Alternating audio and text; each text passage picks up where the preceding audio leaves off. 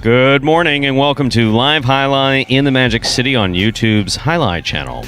I'm Stu Nyman and I'm pleased to be here with Andrew Bleckman. And welcome to this Sunday matinee performance. We have 9 games for you beginning at noon. In addition to fast and fun Jai-Alai action, each of today's games offers win, place, show, quinella, exacta, and trifecta wagering. If these parimutuel terms are new to you, we will explain them throughout the course of the performance. We also have a pick 3 wager that begins in game 4, the high-paying high 5 jackpot that begins in game 3 with its $2,000 guarantee, and the all-new Mighty Ocho jackpot beginning in Game 1. Online wagering is available at watchandwager.com, or if you're in Connecticut, at mywinners.com. However, placing wagers is not necessary in order for you to enjoy all that these players have in store for you today.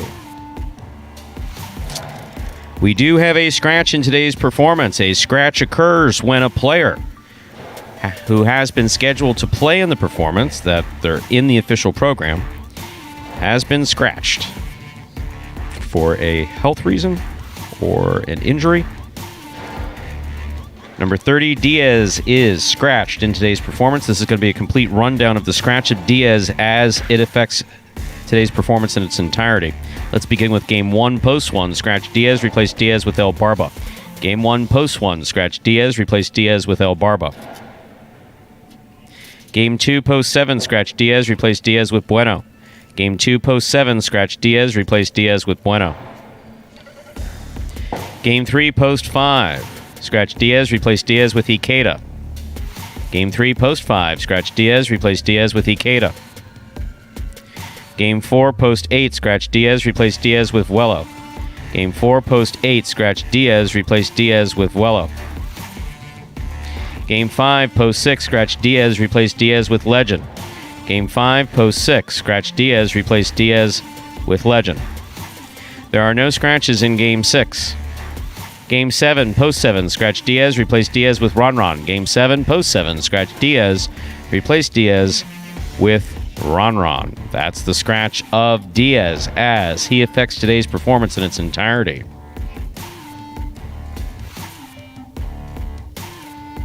And Diaz just feeling a little bit under the weather, so give him a chance to feel better and see him next week. And as always, ladies and gentlemen, we recognize that these are trying times for many of us right now, whether you're sheltering in place or getting out, whether you're home watching us on YouTube, out watching us on YouTube, or at one of our parimutuel wagering partner facilities on the Intertrack Wagering Network. Welcome. We hope you're doing well wherever you are. We hope that you're healthy, happy. And for the next 2.5 hours, we're going to try to bring you some Jai-Alai entertainment. We're very pleased to be able to do that. So with that in mind, please make your wagers as early as possible within scheduled post times. Let's sit back and relax. Post time for game number 1 is now just 6 minutes away. Good morning, Andrew. How are you? Morning, Stu. Just want to start off by saying Happy Father's Day to all the fathers out there that are enjoying the action. I know I can say this with absolute certainty that I would not be sitting in this seat if it wasn't for my father taking me to the Fronton, age 5, 6. I think you always talk about years and dates. I think it was 2002, 2003, probably the first time I went to... Which was the first Jai-Alai Fronton you went to? I went to Dania. That was the one where they actually had the full... they had full stadium. That was before they had the casino floor and all that, so I saw... You were in the big building. The big building. That was really cool. And my dad used to tell me, he's like, can you believe they used to fill this up back in the day? So that was... that and awesome. Standing room only. So you'd have... At Miami Jai-Alai, you'd have 6,000 people sitting in the auditorium.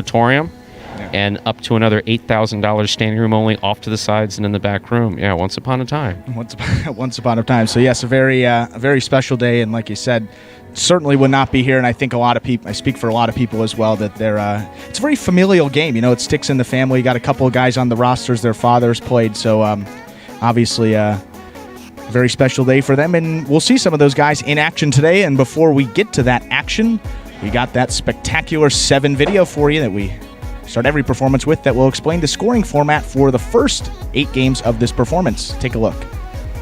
Spectacular 7 singles games are played with 8 players. Each player wears a different color jersey numbered 1 through 8 on the front. These numbers are traditionally referred to as post numbers. Post numbers are used to signify the order in which the athletes will play in a game. These numbers are also used for betting purposes. Don't be confused by the numbers on the back of our jerseys. Those are just for fun. Each game begins when the player in the post 1 red jersey serves to the player in the post 2 blue jersey. The served ball must land between the 4 and 7 lines marked on the court's side wall. If the ball lands between those lines, the serve is good and play continues until one of those 2 players wins that matchup. The player who loses the matchup exits the court and waits for his next turn at the end of the rotation. It's important to note that every game has 2 rounds. The first 7 matchups in a game make up round 1. Each matchup in round 1 is worth 1 point. Round 2 refers to all matchups that take place after the 7th and final matchup of round 1. The number of matchups in round 2 varies from game to game.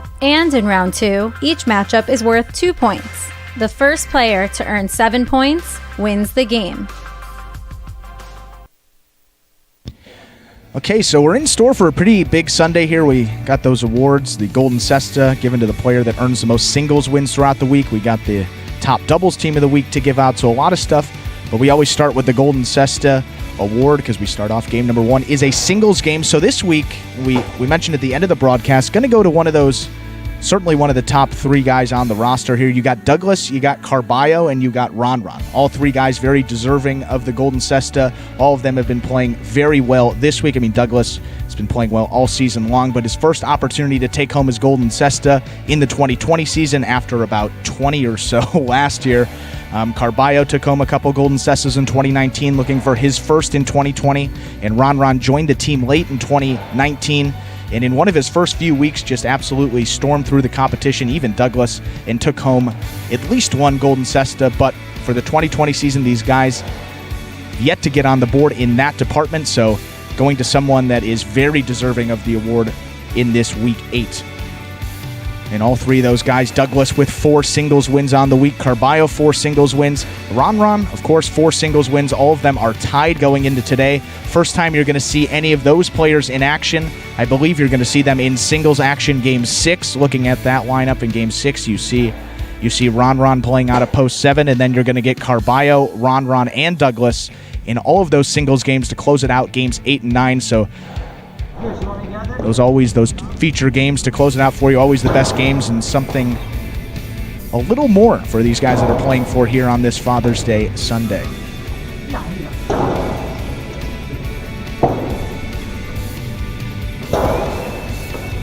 And even all those guys have 4 wins, but if we go to a tiebreaker and they happen to be tied after this performance today, it goes to in the money percentage. And you look at the in the money percentages for these guys on the week, and it shows you just how great all of them have been.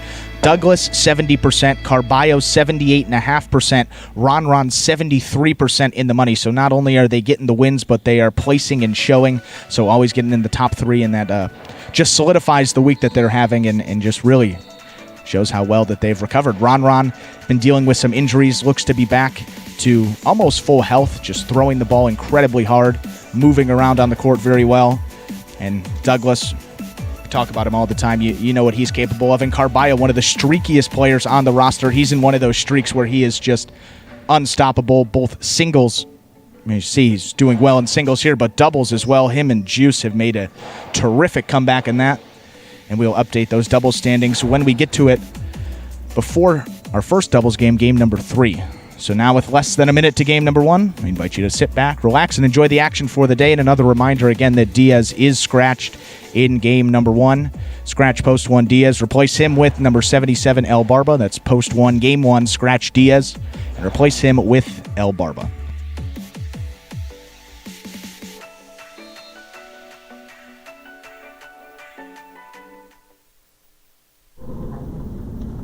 And with a blow of the whistle, we are ready to begin game number 1, a spectacular 7 singles match. Play to 7 points. Points double after the first round of play. Serving the red shirt at post 1, substituting for Diaz is El Barba. Receiving the blue at post 2 is CRB.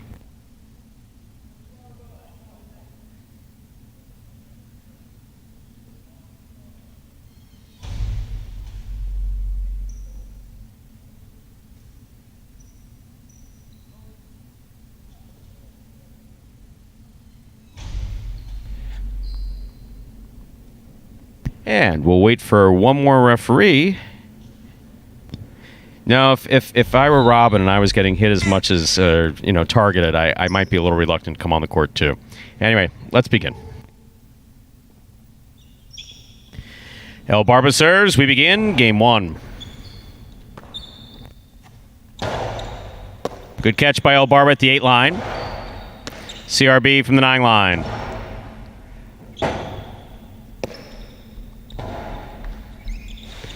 CRB on the forehand. Back to the inside. Rebote left side by El Barba. That's a good catch and return by CRB. That one's hooked off the court. Point 2.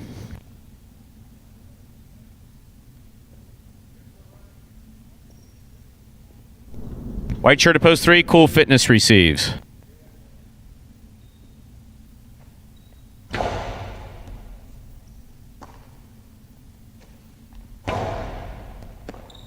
Ball tipped. Point 3.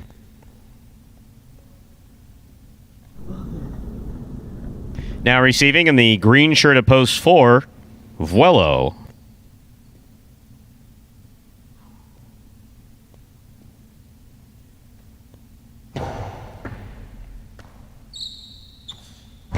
Powerful forehand throw by Vuelo. Rebote on the forehand of Cool Fitness. Cool Fitness with a good catch. That cleared the overhead screen. And scores. Point 4.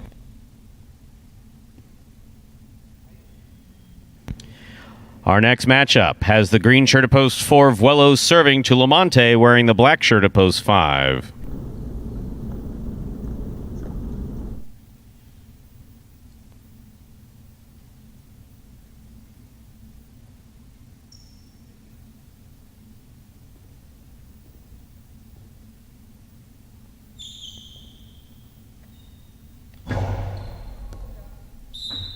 That's an overserve. Ball must land between the 4 and 7 line. That passed the 7.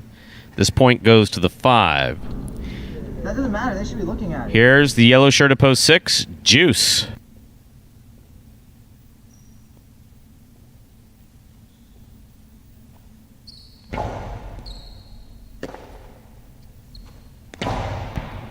Juice with a hard throw to start things off for him. Point 6.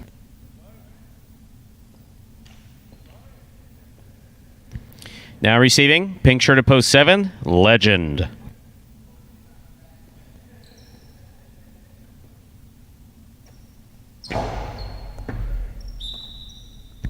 That's an overserve.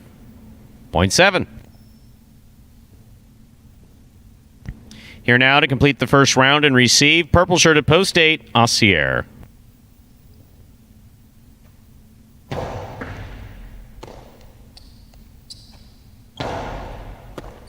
Catch by Legend. Sends it deep. It's a nice rebote by Assier. Legend from the 11 line.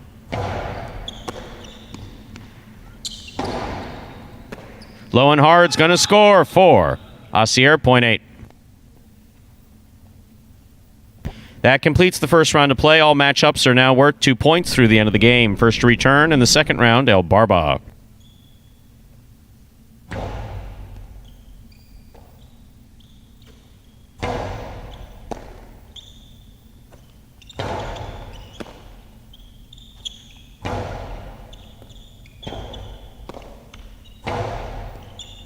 Catch on the forehand of El Barba. Hard to the inside. Scores. Point 1.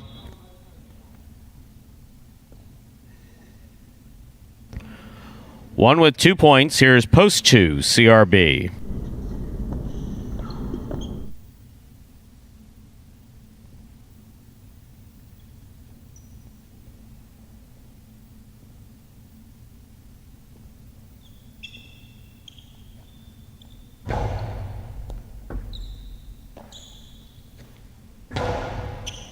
Scoop by El Barba. Catch by CRB. That one got away from him. Point 1.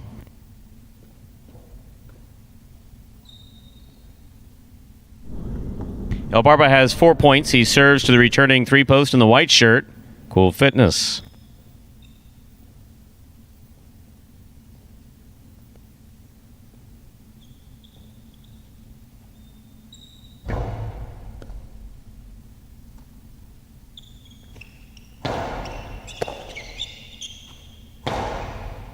Good catch by Cool Fitness. Backhand from the 9 line. Rebote left side. Scores for El Barba, point 1. Possible game point for the red shirt at post 1, El Barba. Trying to stop him, post 4, Vuelo.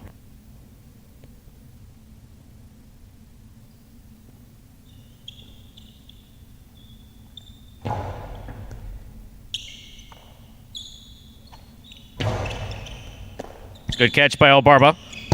Low backhand, too low. That hit the pad. Point 4.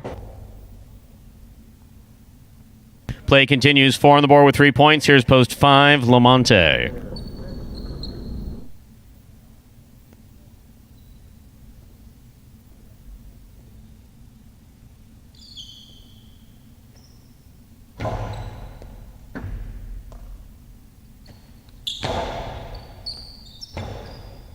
Forehand Rebote, off the court, point 5.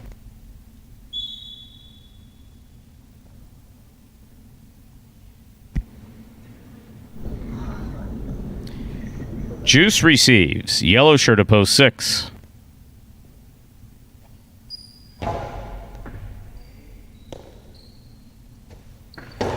That is a long cortada from the 10 line. That scores, point 6. Juice has 3 points. This matchup has Juice serving to Legend in the post 7.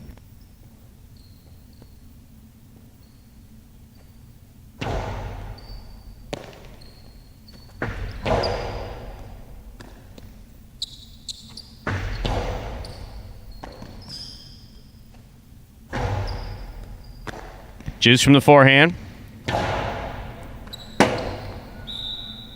Point 6. Possible game point for the yellow shirt of post 6, Juice.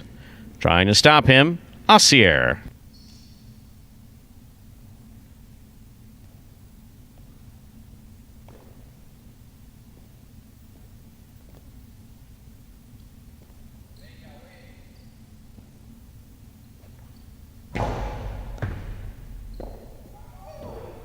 Point and game, ladies and gentlemen. Yellow shirt of post 6, Juice.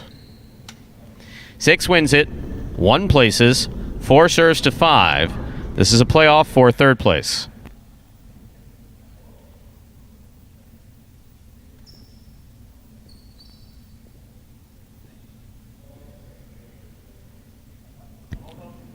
Ladies and gentlemen, we're going to hold for just a moment. We have a technical issue with the camera. It needs to be reset. As soon as it's reset, we'll resume.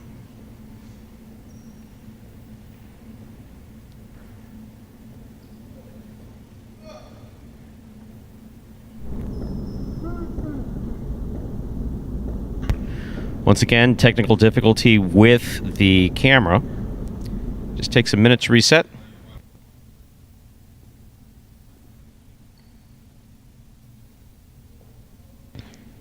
We'll add while we have a second there for Juice. Actually, his 4th win of the week. So he gets into a tie with that group of Douglas, Carballo, and Ron. So they all have 4 wins this week. If Juice can pull together a win in game number 4, could be awfully interesting for the Golden Cesta there. But in terms of a tiebreaker, Juice isn't going to win that over Douglas, Carballo, or Ron. But he has tossed his hat in the ring, and now his 4th win of the week. So a nice win, a nice week for Juice, his strongest week of the season thus far. And once again, we're waiting for the resolution of a technical issue with the camera. Juice in post 6 won the first game. El Barba came in second. 4 will serve to 5. This will be a playoff for 3rd place.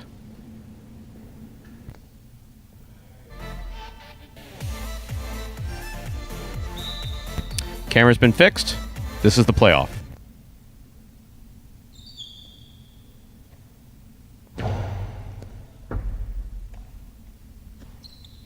That's a beautiful backhand throw by Lamonte. That scores. 5 shows. Unofficial order finish is 6-1-5.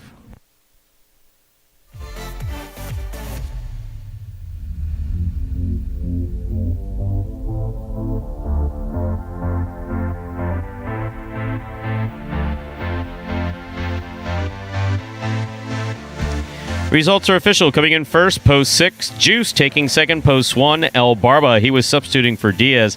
Coming in third, post 5, Lamonte.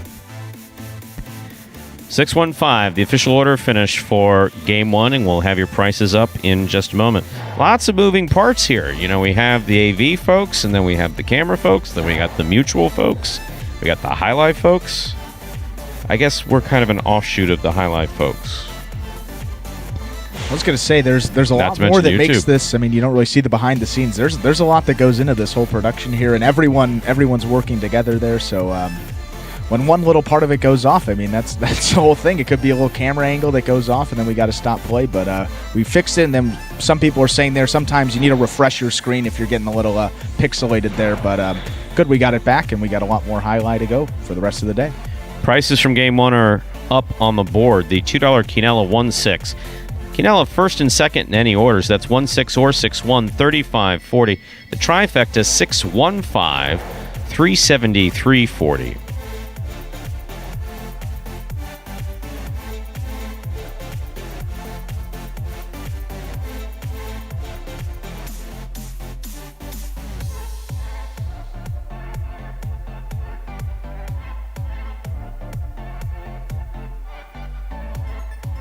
Up next, ladies and gentlemen, is our second game.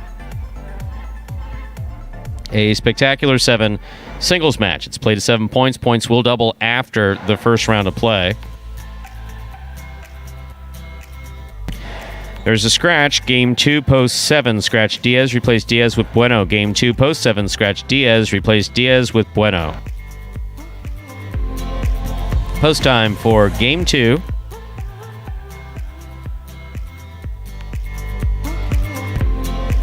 Is just 7 minutes away. Good luck.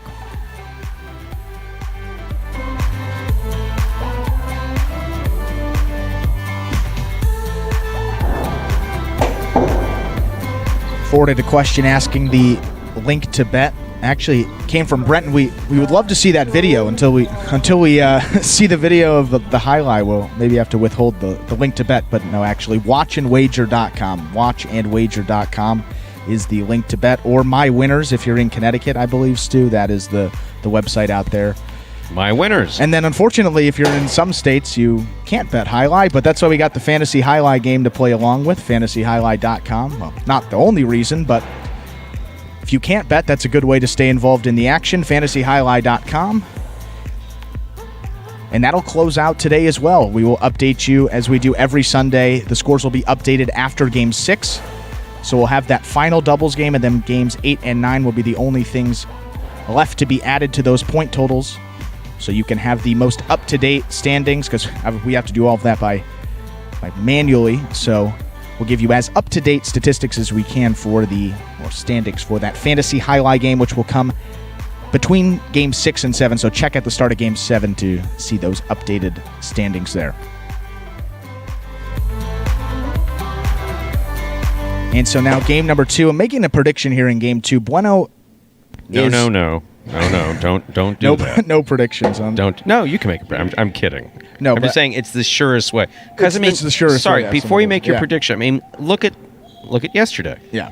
So, Ikeda and Anderluck, they practice together on a regular basis, some really aggressive practices, live together, drive in, along with Douglas. As a doubles team, 2 of our best players. You would have thought they never met before. And did they get a point? Off the board. I don't remember if they got a point yesterday. That's always been it's so getting back to the thing with me not betting on highlight. I have always wanted to be able to enjoy every point. Yeah. So my whole life around highlight, just if you bet and you're hoping for a particular something to come in, no, I really want to be able to enjoy it, and that is the sincere reason why I've never placed a bet. That's a really interesting point. Sometimes, I mean, as a huge Bears fan, if you make a bet on a game, it's sometimes like, all right, I'm okay if they lose by like 1 or 2, but you're a diehard fan. You're like, you know what, I want them to win. So you're saying, yeah, when you add money to it, it kind of complicates everything. And as a true fan of the game, that actually makes a lot of sense now as to why you actually haven't bet. I mean, you really can't enjoy when, there's something else that's riding on it. When you were a kid, when I was a kid and you were sneaking in, so at 15 I looked 18, or I looked in my 20s when I was 15, and so I was fortunate I was able to sneak into Miami Highlight. So you're not going to risk betting. I mean, no, I'm sorry, I'm not going to risk. Some betting. people may have, yeah. And so the first 3 years that I was able to get into Miami Highlight, once or twice a week, I just didn't. It was just an honor for you to get it. Exactly. It was really just cool get to get my in the seat, building. Sit down. Yeah. Don't even get up to go to the bathroom. Just no nothing. fuss. Don't want to risk being seen as not being old enough to be in the building. Yeah. And then so just betting was just never part of the equation. Then certainly working for it, announcing. I'm not going to sit there and announce with tickets in my hand under the desk. Yeah. And I'm not saying that I've ever seen that. So just want to enjoy.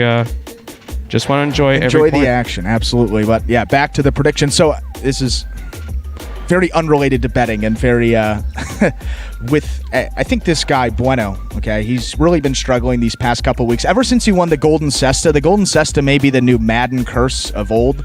It seems that Tennessee, Bueno, after they win the Golden Cesta, they just kind of gone a little bit cold. But Bueno seems when there's a cause to play for or something else to play for, he really steps up. And today being Father's Day, he is a father. He is that runs in the game. So that's the only reason I'm making a prediction today that Bueno, he hasn't been playing well. He's got no wins this week. I don't know if it's going to come in game 2 here, playing out of the 7 post, an awfully difficult post, but a guy that always lives up to the moment.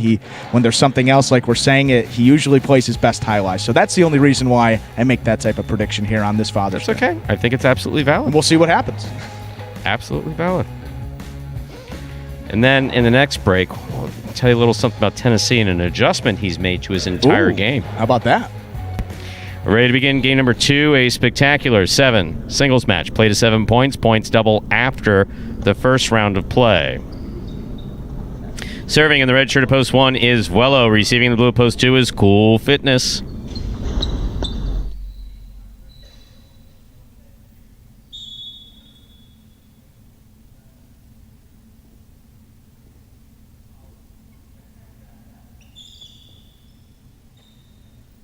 Vuelo serves. We begin game 2 with a drop ball. Point 1.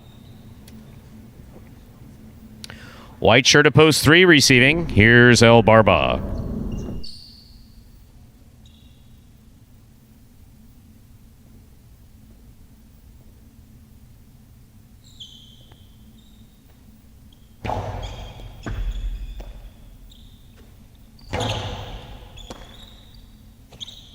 It's a nice backhand by Vuelo. Ball tipped. Point 3. In this next matchup, El Barba will serve to the green shirt of post 4, CRB.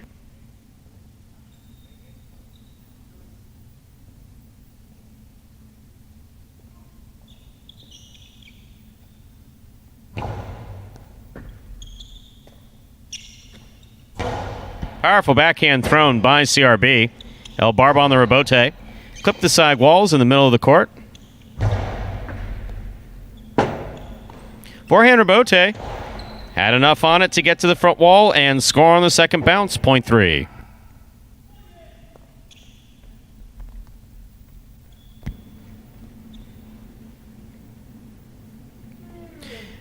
In this matchup, El Barba will serve to the black shirt of post 5, Legend.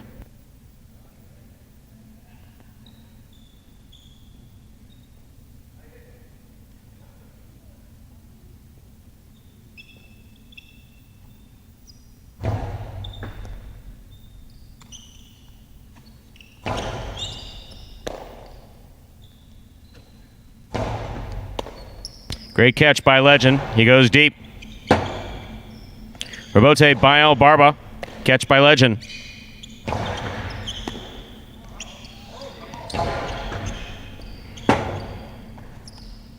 That goes to the pad. Point 3. Not pretty by Elbarba, but very effective. He kept it in his. He kept that basket in constant motion. Way to hold on to that. Very good. Elbarba's on the board with 3 points. Here's post 6. Tennessee.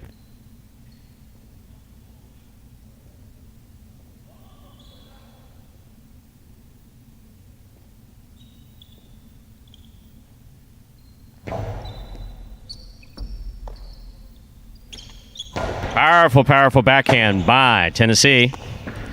Robote by Elbarba. Catch by Tennessee. Almost. Point 3. Elbarba with 4 straight points. Here's post 7. Substituting for the scratch Diaz is Bueno.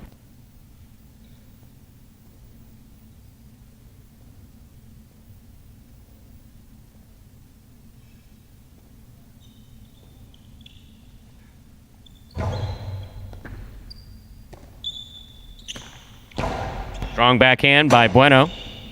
Robote forehand by Elbarba. Bueno from the 10 line. It's a carom.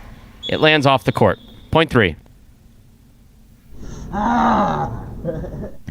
3 with 5 straight points. In this matchup, Elbarba serves to the purple shirt of post 8. Here's Ben to complete the first round of play.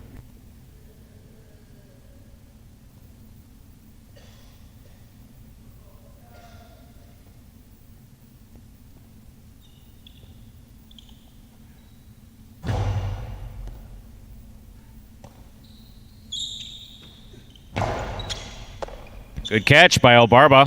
Powerful backhand. Robote coming all the way out. Ben gets up there. Good positioning. Turns the Robote from the 4 line.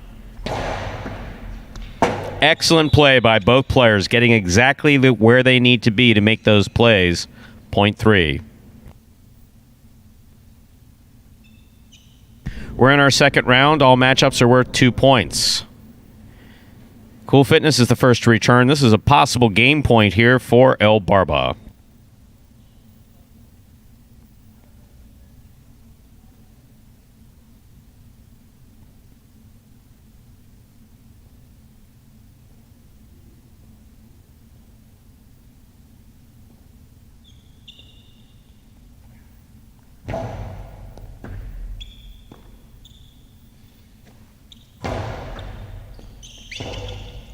Elbarba, 2-all Robote. Cool Fitness stops it. Carambola stopped in the air by Elbarba, and a beautiful catch. Point and a perfect game, ladies and gentlemen, for the white shirt of post 3, Elbarba.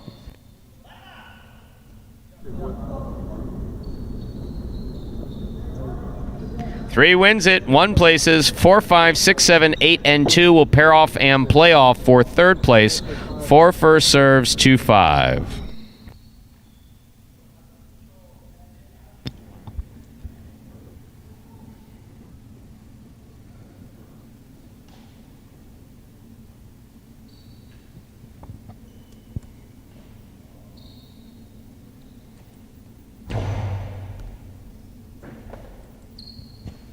Nice backhand by Legend.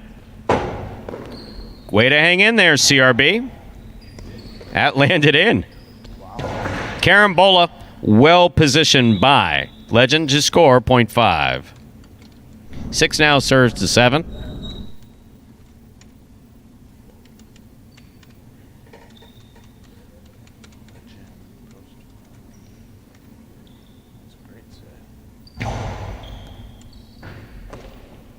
That was a great serve by Tennessee, point 6. 8 now serves to 2. The winner of this point meets 5 and 6 in the continuing playoff for third place.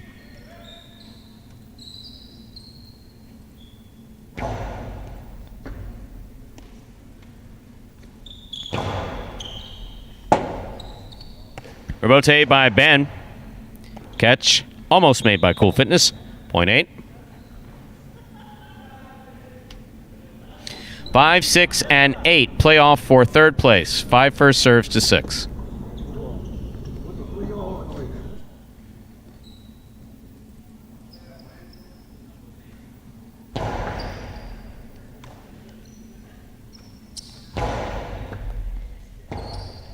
Robote save by Legend. Here's Tennessee. Has it on the forehand. It's a hard throw. Caught by Legend. Scoop by Tennessee.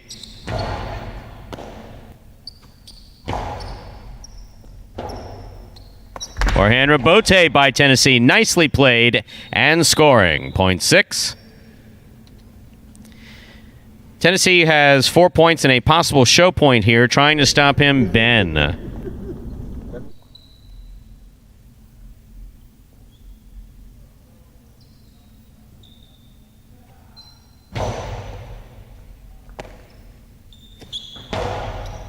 Catch. Almost. Point 8. We'll turn him around now. Ben serves to Tennessee. This is the last matchup of the second game for third place.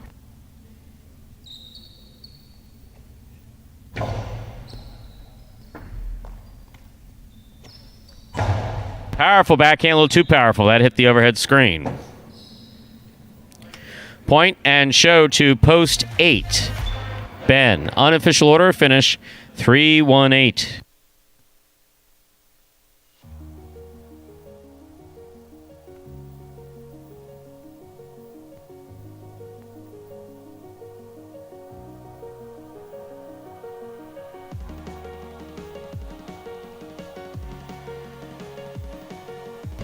Coming in first, post 3, El Barba. Taking second, post 1, Vuelo. Coming in third, post 8, Ben. 3-1-8 is the official order finish for game number 2. And we'll have your prices up in just a moment. I started talking about Tennessee. Yesterday, he decided to work on his hitch. The little throwing motion from sure. So, and by that, what we mean is that as a former championship pitcher, first for the Canes and then for who did he play for? Montreal Expos. Minor league in the Expo system. Let's go ahead and read these prices, and then we'll finish off on Tennessee in a bit.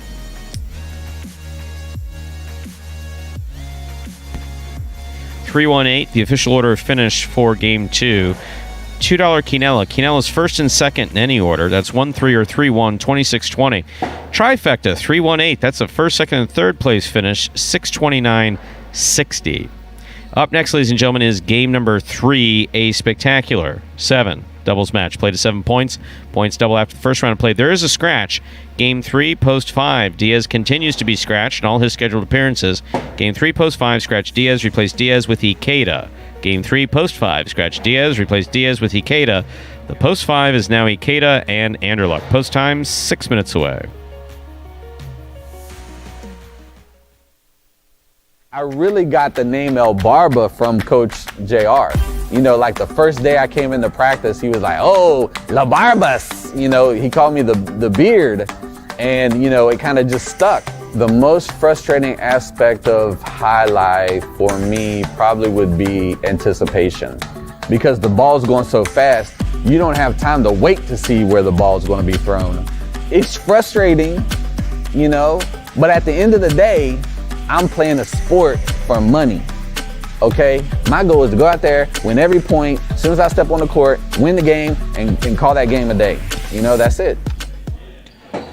A 12th win of the season now for El Barba. 2 perfect games this week. His last 2 wins, both have come in perfect games. I think yesterday was out of post 5, if I'm not mistaken. This one coming out of post 3, so a little easier of a perfect game, but nonetheless getting a perfect game in this sport. Heck of an accomplishment, and El Barba really coming back strong after taking a day off, a little bit of an injury, and definitely got his head right, and he is back playing really good highlight. And you saw in the chat there, someone was talking about just catching the ball. I mean, El Barba can catch, one of the best guys at just purely catching and throwing, and, you know, if he would just simplify his game a little bit sometimes, completely agree that maybe those wins, those places and shows might translate to a couple of more wins down the line. And so, Stu, we were talking about the hitch in Tennessee's throws. Yes. So, anyway, as we discussed, as we've always discussed, and as some of you know about this program, players come from a variety of different sports backgrounds. We have some former football players. We have some former baseball players. In Kenny Kelly's case, we have a former football and baseball player. Yeah. in Tennessee's case, he was a pitcher. So one thing that was interesting when these guys were first learning how to play, the baseball players seem to have an advantage over the former football players in terms of catching primarily. Yeah. For reasons that we can go into another time, or we're only guessing because who really knows. But where Tennessee's concerned, he's always had a problem in terms of getting that arm straight on the throw. He understands the concept of it. He definitely does. But one thing that's very interesting with a number of these players, and this is true in traditional Jai-Alai, this is true with a lot of amateurs that I've known over the years, is that something at some point clicks. They'll watch a ton of Jai-Alai. Yeah.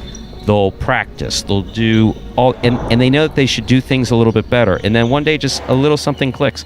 Yesterday, Tennessee said that he was watching someone play, and last night, he had a thought about how he might be able to straighten out that arm when he throws at a particular time. Yeah. So separating his muscle memory and also concentrating on when to fully extend that arm, which for him has been something particularly difficult. Now, the thing that I have said since the beginning is, if you look at his body style, and we're not going to get into Physics 101, but players who are taller, who have longer arms, from where basically, if you want to think about it this way, from where torque kind of starts, and let's look at some of the back quarters of the last several years. So we have Iristorza, Lopez, Goico in the front. You have these particularly Benny Bueno. Yeah. So these tall players with long arms can really get some incredible power on the ball. Yeah. And L.A. Bragley is one of our hardest throwers. Hopefully we'll be seeing him coming back from his most recent injuries soon. But I've always said that if Tennessee gets a traditional Jai-Alai motion going, and he's able to work that hitch out, he's going to throw the ball 1,000 miles an hour on that right side. I mean, it's got nothing to do with pitching. So he made an adjustment. We saw a little bit there. Now, whether or not he can get that with the timing, we'll see. Yeah, and a guy that can, he hurls it over 90 miles an hour. We know that speed is somewhere in that throwing motion. Just a matter of, fully getting all of that speed out of there at some point. And look, still improving. So as the season goes on, something to definitely look forward to. And while we have a couple more minutes here, we're going to show you a little video that explains how to win and lose all those matchups in Jai-Alai. Here it is. The main rule of Jai-Alai is simple. Players must catch and return the ball in one fluid motion. Sounds easy enough, right? So how do you win? You can win a matchup simply if your opponent overserves, underserves, or serves the ball out of bounds. On the flip side, your opponent wins the matchup if the serve is so good that you fail to catch and return the ball to the front wall. If your opponent fails to catch the ball before it bounces twice on the ground, or if your opponent's cesta makes contact with the ball but doesn't catch it, then, in both of those cases, you win the matchup. You can also win a matchup if the ball bounces around in your opponent's cesta during an attempted catch. This is called juggling, and it's illegal in Jai-Alai. Another way to win a matchup is if your opponent throws the ball and it lands out of bounds on its return from the wall. The overall game strategy for a Jai-Alai player is to make it difficult for an opponent to reach the ball in time or to execute a rebuttal play.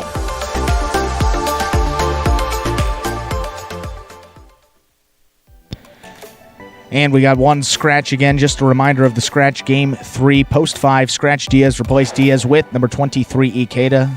That's game 3, post 5. Scratch Diaz, replace him with number 23, Ikeda. And again, something not noted in the scratches, just, you got to read those. Hold on, did you want to make another prognostication here? No, I said, look, Bueno's going to get it at any point of today. I know that I go down on a real limb there, but look, I mean, that Golden Cesta, it's interesting. You look back at the guys that have won it these past couple of weeks. Anderluck's really struggled. El Barba really struggled. Bueno struggled in Tennessee. So, I mean, I don't know. I think it's the Golden Cesta. We were worried about, the name and all that. Maybe we're just going to have to get rid of the award in a little bit. But we'll see how it goes here. We got a doubles game in game number 3. Send it over to Stu. Let's move on to doubles, of the first of our 3 doubles games in this afternoon's performance. This also begins the high 5 jackpot. Serving in the red shirts of post 1, Lamonte and Douglas. This first matchup has Lamonte serving to the blue of post 2, Cool Fitness and Legend.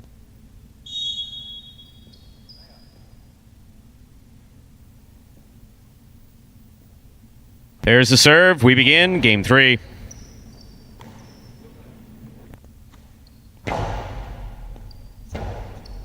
Forehand rebote thrown hard by Douglas. That's a good pickup by Cool Fitness.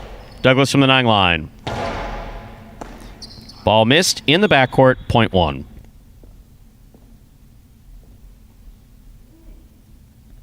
That'll bring to the court the white shirts of post 3. This matchup has Lamonte serving to Bueno and Tennessee.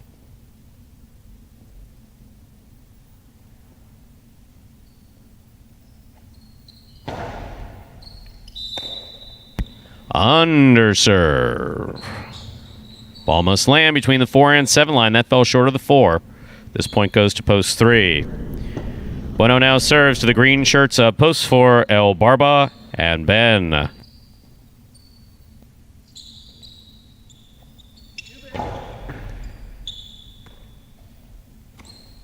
Powerful backhand throw by Ben. Bueno calls Tennessee off.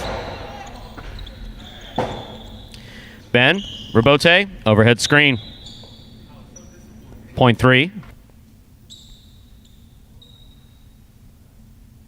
That'll bring to the court the black shirts of post 5 in the front court. Substituting for Diaz is Ikeda. In the backcourt, Anderluck.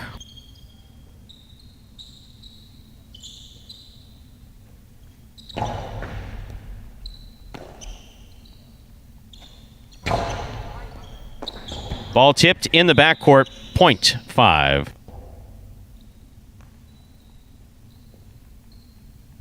In this matchup, Ikeda serves to the yellow shirts of post 6, CRB, and Vuelo. CRB picks Ikeda's serve.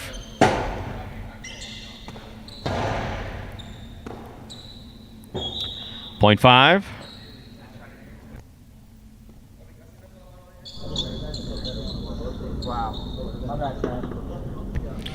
Here are the pink shirts of post 7, Juice and Carballo.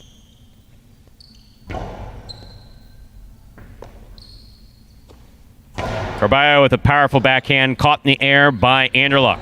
Low reverse on the forehand of Carballo. Rebote left side. High to the front wall, stays in play. Carballo from the 10 line.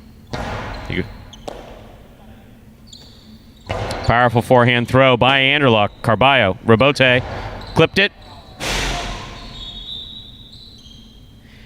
Lands out of play, point 5. Here now to complete the first round and receive purple shirts of post 8, Asier, Kubala.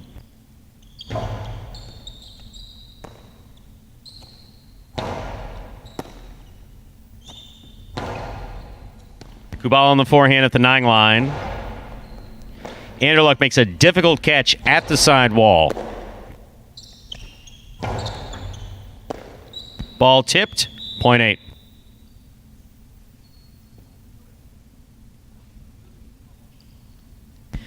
That completes the first round of play. All matchups are now double through the end of the game. Post 2 returns, Cool Fitness and Legend.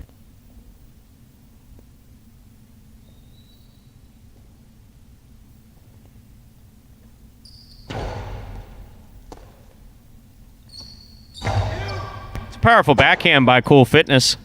Asier's forehand rebote goes to the inside. Great effort by Cool Fitness to try to make that rebote. Difficult play, point 8.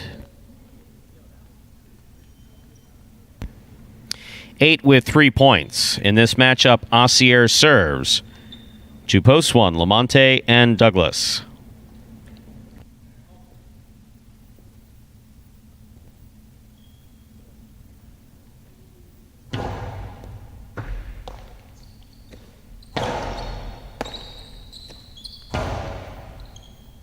Douglas from the 13 line. Outside placement. What a catch by Kubala. He keeps it in play. Here's Douglas. He goes deep. Rebote comes low. Kubala makes the save. Douglas calls for the catch. Hard throw. What a catch by Kubala. Scoop attempt is tipped. That's a well-played point by both teams. Point 8. Straight points to a possible game point here for the Purple shirts of post 8, Asier and Kubala in this matchup. Trying to stop them are the green shirts of post 4, El Barba and Ben.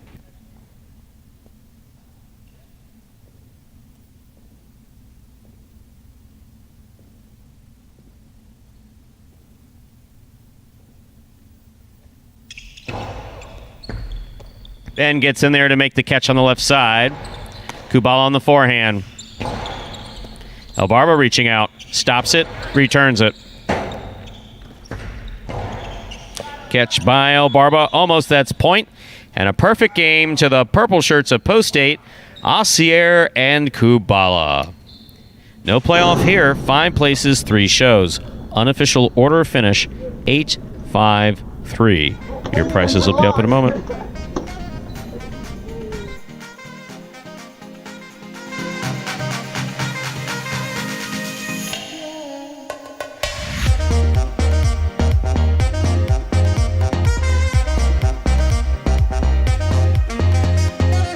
Results are official. Coming in first, post 8, Asier and Kubala. Taking second, post 5, Ikeda and Anderla. Coming in third, post 3, Bueno and Tennessee. 8-5-3.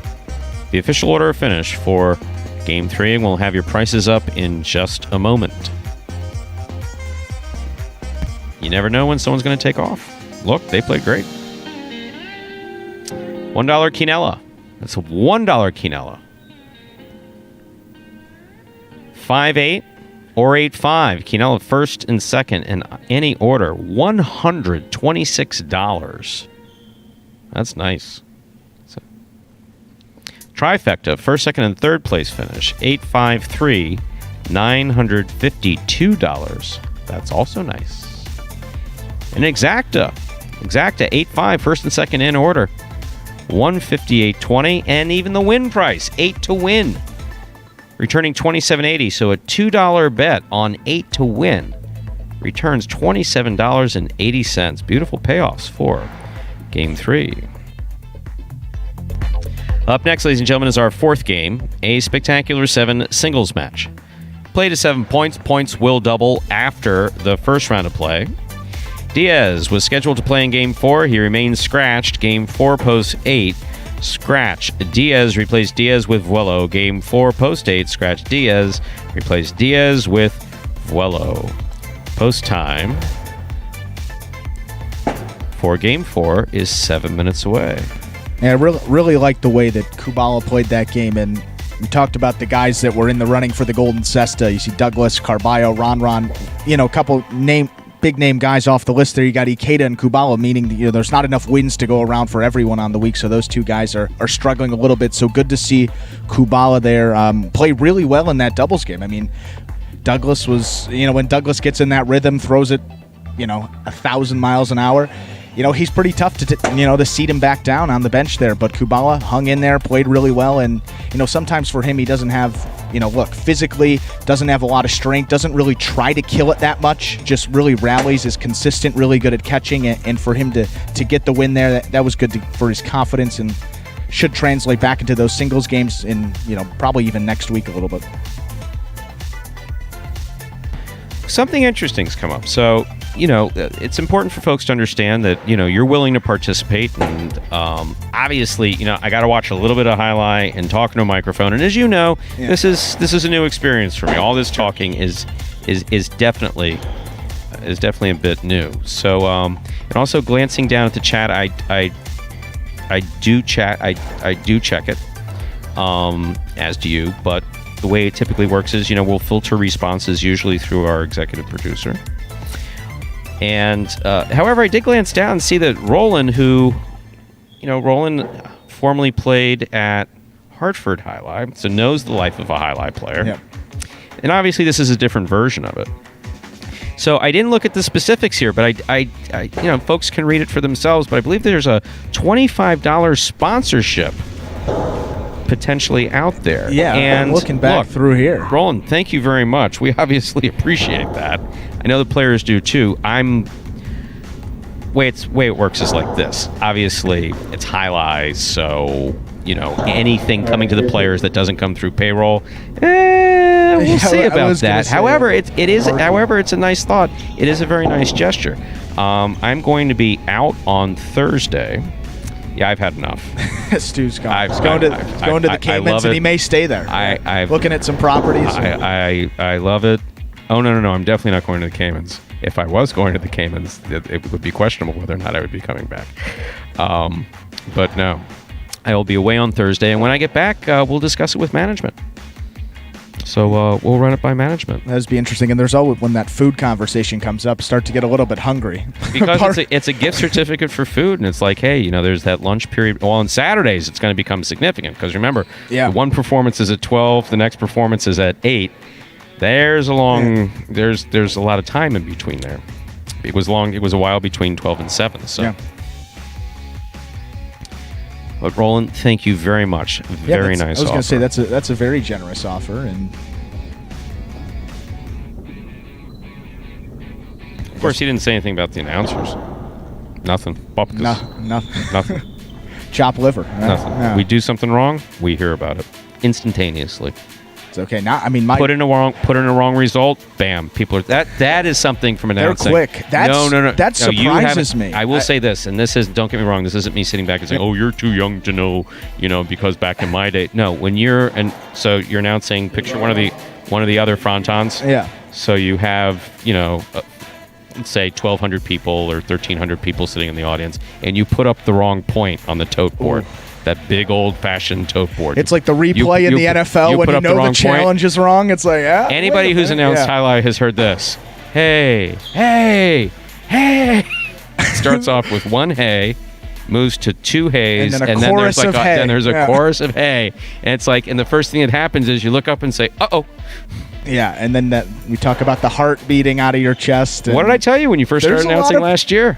You don't realize the pressure. You don't realize the responsibility you have with that computer. It's a good thing you didn't tell me at first, because I think if I knew exactly what I was all that I had control of, I think I might have freaked out and made more mistakes. But you just let me roll, and we avoided. I think obviously you got a couple, one or two in there, but I think we did pretty well. It always happens. Season. You put up the wrong point, and realistically, scorekeeping on any of these highlight tote systems is just you press literally the 0 for the server or the point for the receiver. It's not rocket science. No. And at other places, you would have to hit the space bar before you could display it on the tote board or before it would start registering it.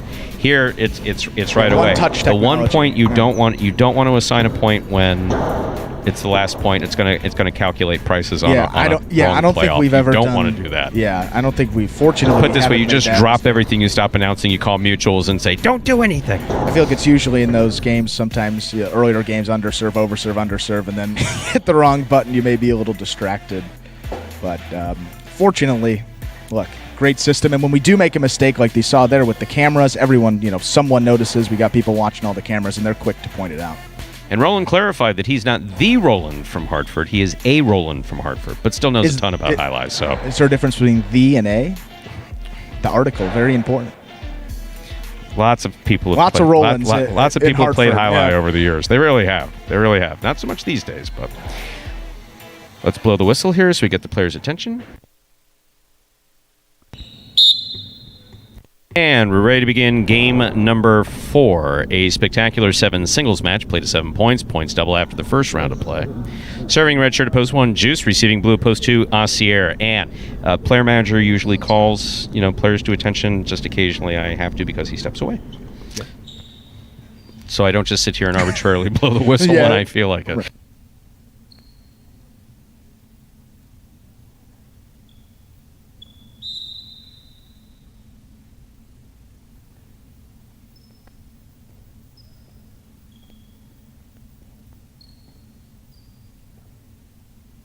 There's the serve. We begin game 4. That's a nice backhand by Asier. Rebote left side by Juice. A little collision.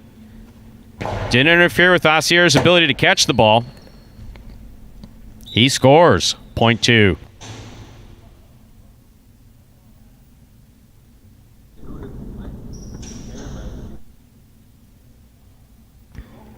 White shirt at post 3, Lamonte receives.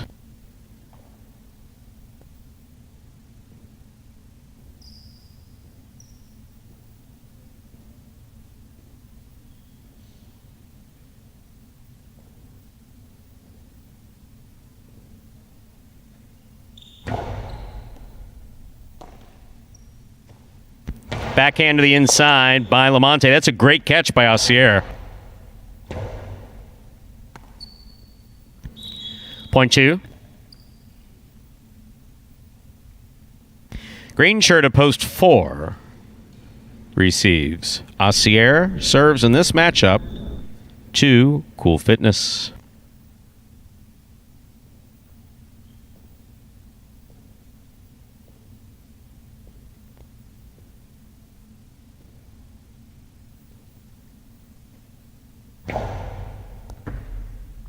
That's an overserve. Ball must land between the 4 and 7 line. That went past the 7. This point goes to post 4.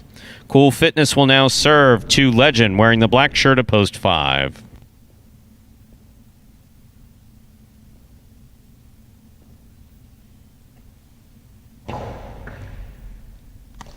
Legend moves up on the ball, sends it back. Robote, swing and a miss. Midcourt, point 5.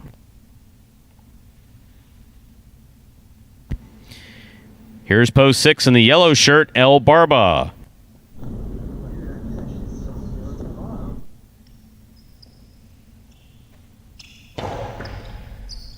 Catch by El Barba. Powerful backhand. Robote left side by Legend. El Barba catches it. Returns it high. Legend with the catch at the 10 line.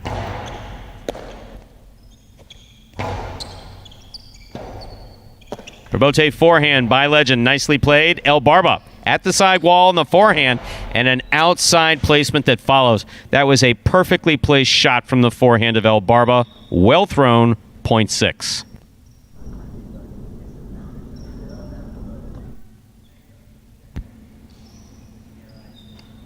Here's the pink shirt of post 7, CRB.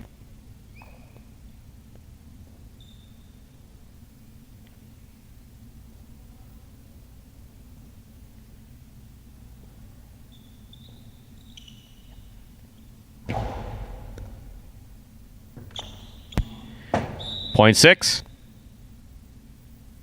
Here now to complete the first round and receive the purple shirt of post 8, Vuelo.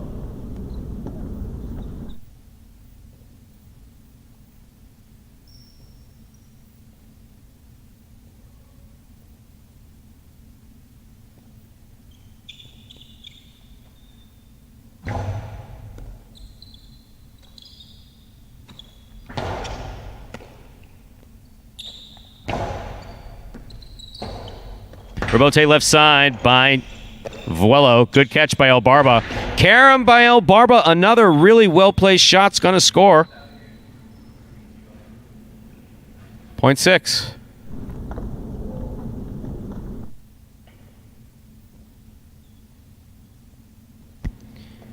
First round's complete. All points scored are worth double through the end of the game.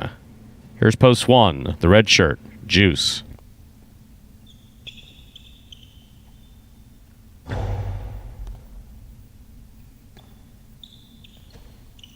That's a powerful, powerful throw by Juice. Got away from him, though. Escaped to the overhead screen. Point 6. Possible game point here for El Barba in the yellow shirt of post 6. Trying to stop him, Lamonte.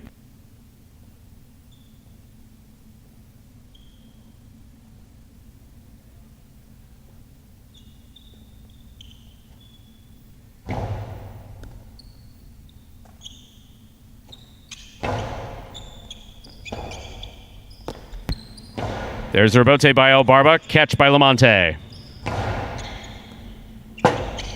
El Barba got the rebote. What an effort.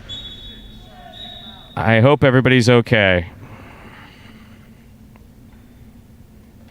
Oliver looks good. Barba looks good. Ladies and gentlemen, that was almost a second perfect game for El Barba. That was 5 straight points. Respectable nonetheless. This point goes to the 3. Excellent effort by El Barba. Play in this fourth game is going to continue. 3 on the board with 2 points. Lamonte serves to Ausier in the blue of post 2.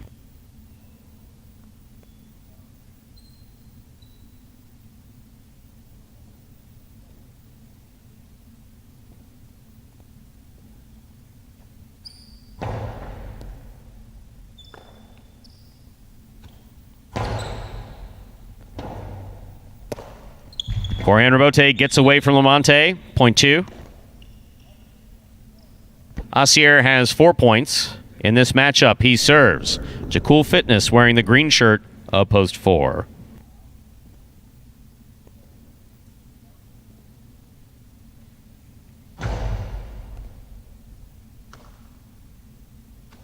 It's a powerful throw by Cool Fitness. Asier for the rebote at the 9 line. Plays it from the left side. Cool Fitness to the inside.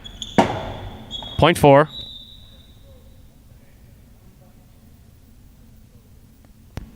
Cool Fitness has 3 points. In this matchup, he serves to the black shirt of post 5. Legend.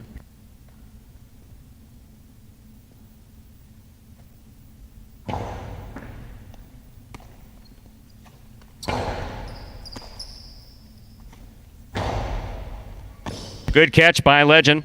Hard throw, down low, picked up on the left side of Cool Fitness. There's the forehand rebote by Legend.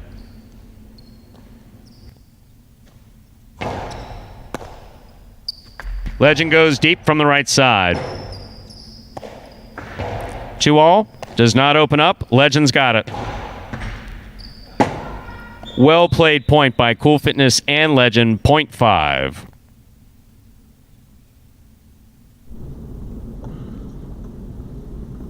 Legend has 3 points. He serves to the pink of post 7, CRB.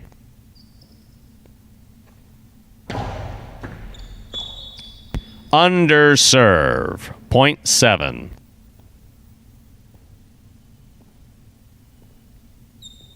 Post 8 receives. Vuelo.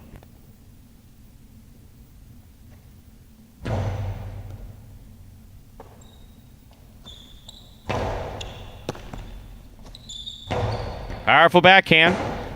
Vuelo on the run. Point 7.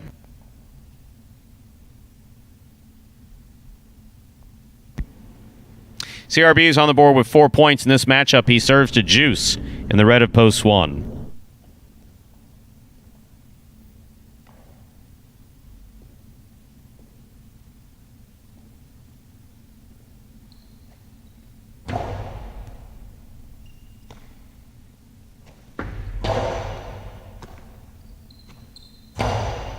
Strong backhand by CRB. Juice for the left side rebote. Just missed at the 7 line. Point 7. Possible game point here, 4. This is actually game point. Game can't be played beyond 7 points. CRB has 7. El Barba has 5. CRB serves to El Barba for the game. Ball tipped. That is point and game to the pink shirt of post 7. CRB. El Barba comes in second. And post 6, 2 shows. Unofficial order finish 7, 6, 2. Your prices will be up in a moment.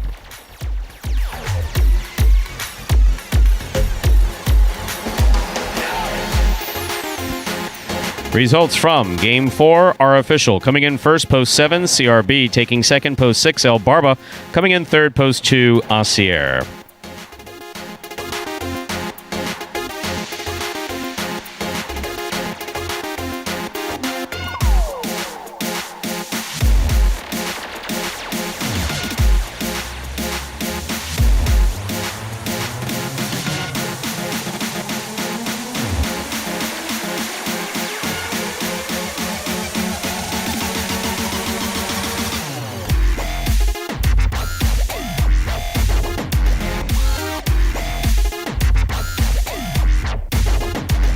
And CRB taking advantage of his last singles appearance of the week there. Collecting his 3rd win of the week. 3 wins, 2 places, 2 shows for CRB. A nice, really solid week for CRB. Maybe the most wins he's gotten in a week all season. He had 3 in week 6 there, but I think 3 ties the most he's gotten in a week there. So nicely done for him. And look to see how we can parlay that going into next week.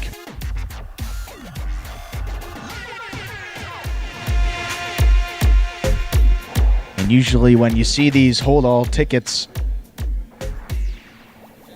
for when you see this sign here, hold all tickets for a couple of minutes, usually a sign that there's a issue with the prices or calculating the prices may take a little longer, so folks, just bear with us a moment here as we will figure out the issue with that.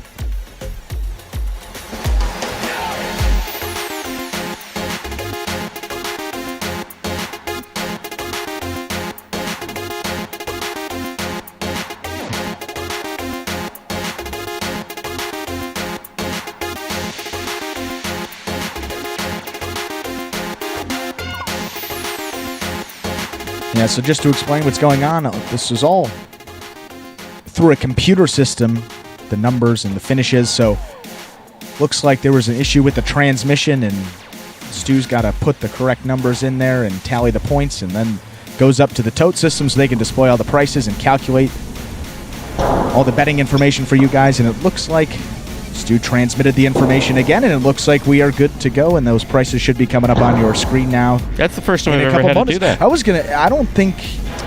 stumbling over my words a little bit. So for Thursday, if it happens, all right, there's something here that says T. Yeah. I mean, they make I was trying to talk and look at the same time because I was like, this is an issue that we've never seen. Yeah. So, hey, we'll tell folks behind the scenes exactly what's going on. So you keep score, you keep score, you keep score. You assign the point, you assign the point. The computer does all that work. Right. And then at the end, bam, when the final playoff goes, it's over. It automatically goes. However, in that case, Tote gave us a call and said, hey, did you put it in? It's like, I can't help but put it in. Right. There's nothing else we can do. And I don't mean that facetiously. I mean, I just said I can't help but put it in. And he said, well, I don't see it down here. And obviously, this is what we have here in the announcer's booth is part of the Tote system. So I had to look real quick, and there was a button that I've never pushed before. Well, T. It's not exactly a button. Yeah. Still not rocket science here with and there it says transmit again. So okie dokie, we'll hit this, see what happens. Sure enough, it worked. So the computer is now calculating prices for Game 4, 7-6-2, the official result. Coming in first, post 7 is CRB. Taking second, post 6, El Barba. El Barba almost had a second perfect game. That was great to see. Coming in third, post 2, Asier.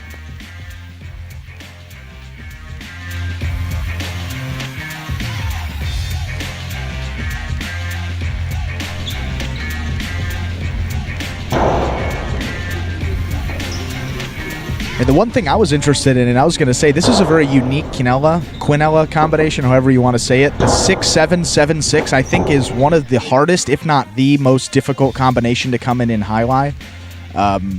So someone was saying, the prices were maybe too big to display.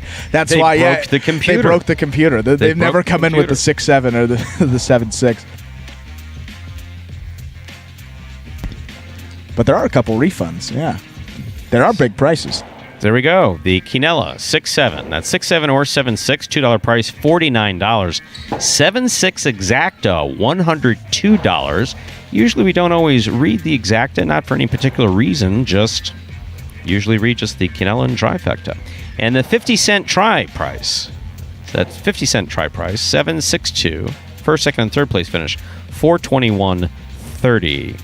Up next, ladies and gentlemen, is our fifth game. It's our second doubles game this afternoon. Next game played 7 points. Points double after the first round of play.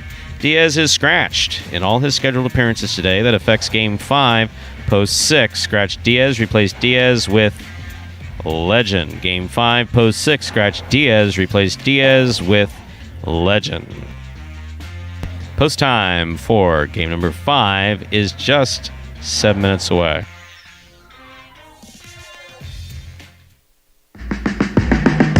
Remind me of Hustle City, man. Everybody got more than one gig. One stop, boy, $20. I'm not your neighborhood Uber driver. I do luxury. And then I have another job. I play highlight.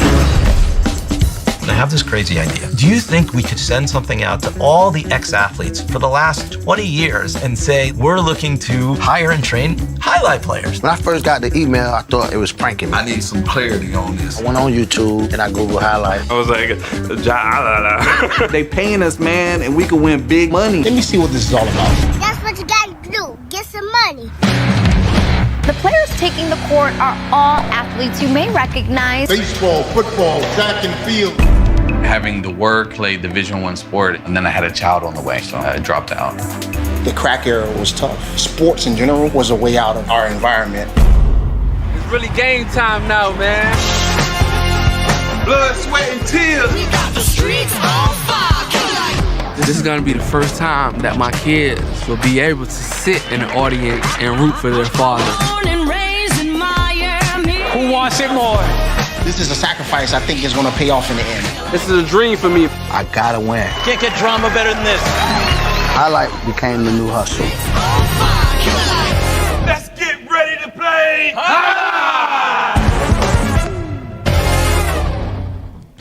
And folks, that was a trailer to the award-winning documentary Magic City Hustle about the start of the Jai-Alai program here at Magic City just 3 short years ago.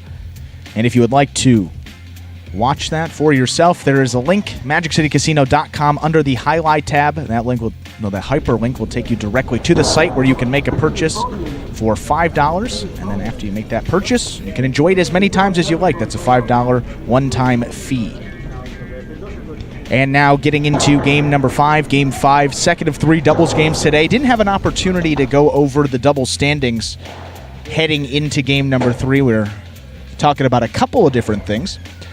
So let's take a look at this 7th week of the doubles tournament. You got the team of Carballo and Juice. As we said, Carballo, exceptional week of Jai-Alai, both singles and doubles play. That team has 7 wins to go along with 3 places and 3 shows. So a really strong week for that team. Next closest team to them is Douglas and Lamonti with 3 wins. So Carballo and Juice have solidified that win in the, well, they've solidified their title as doubles team of the week for this week 7 of this first doubles tournament, all part of the championship doubles series here at Magic City. And again, this first doubles tournament will conclude next Sunday. And in those standings overall, you have Douglas and Lamonti still in first place, 29 wins. They have a 9-game lead over Tennessee and Bueno, so it looks like they are clearly comfortably in first place right now, with Tennessee and Bueno 9 games behind, but that race for second place is awfully tight now after the terrific week by Carballo and Juice. They have narrowed that lead down to 1. So Tennessee and Bueno, 20 wins. Carballo and Juice have 19.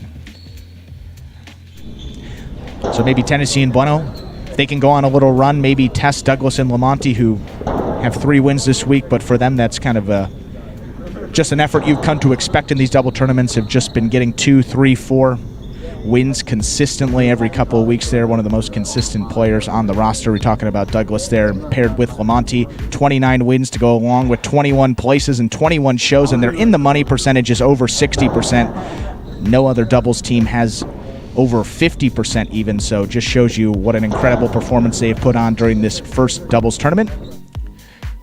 And most likely going to take home that $10,000 bonus as well for first place.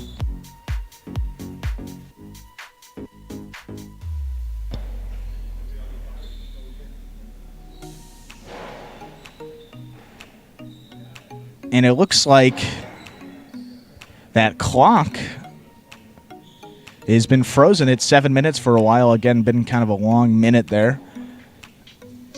Director Anthony telling us that it looks like that is stuck, and looks like Stu's on the case to try to resolve that, so we will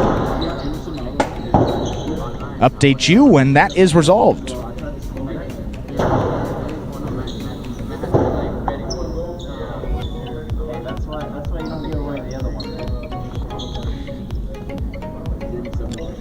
We are Technical Glitch Center. I was gonna. We are technical glitch. Because if you're looking at the screen, you say, "How long does 7 minutes really take?" I just said to the folks that that's a long minute. We've had this a couple of times. So so understanding behind the scenes, which is kind of important. So Andrew and I sit right next to each other, but we have these anti-COVID clear screens between us. So we have these headsets on that allow us to talk to each other and to talk to Anthony, who stays well hidden. well away. Well hidden. I haven't seen him in weeks. I admire him. I admire him a lot. I really do. If I could figure out how to do that, I would do that. However, when the board freezes like that, and obviously there was an issue when we put up the last point, we need to call the wonderful folks at Tote. And so I have to take off my headset in order to do that because I don't have a phone right here. So I have to go borrow the player manager's phone, which is on the other side of one of these clear screens. And so Andrew could have said that he was launching a conspiracy to make sure that I never come back after Thursday, which, look, I would understand if you did that. I really would. I might fight. I don't know. I mean, we need you. I don't know who else has this highlight knowledge. I mean, Yeah. I sure as No, I mean, there are look, plenty of people I out know there with sports, highlight but that the highlight knowledge that you can you're very quick with that, and stories, years, players. I mean, look, we would be nothing without the input that you provide to the fans every day, and they love it as well. They've been saying that. I'm absolutely flattered by that. Thank you. The board says 0 minutes, but basically what we do is we look at the same minutes to game that you look at, and that's how we figure out how much time we allow for people to practice. So since we were operating under the theory that we had infinite minutes to practice, we're going to give them just a couple more minutes to practice, actually another minute to practice, and then we'll begin game 5. We appreciate your patience through this. Don't forget about the scratch game 5, pose 6. Scratch Diaz, replace Diaz with Legend.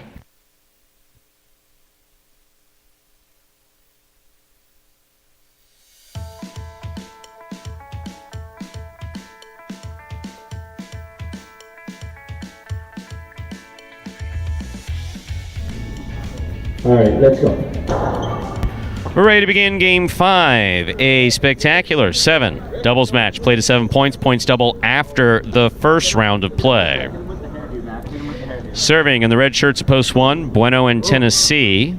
Our first matchup has Bueno serving to the blue shirts of post 2, the team of CRB and Vuelo.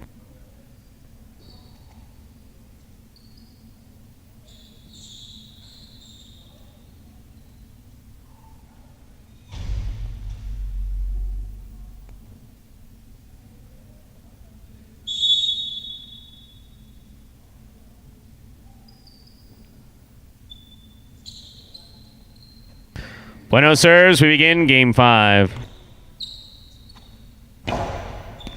Excellent catch by Bueno at the 8 line. Here's Vuelo from the 11 line.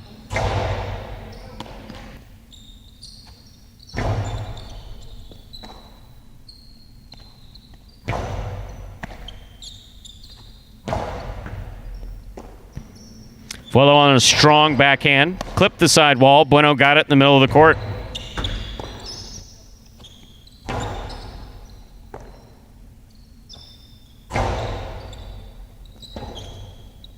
Robote forehand.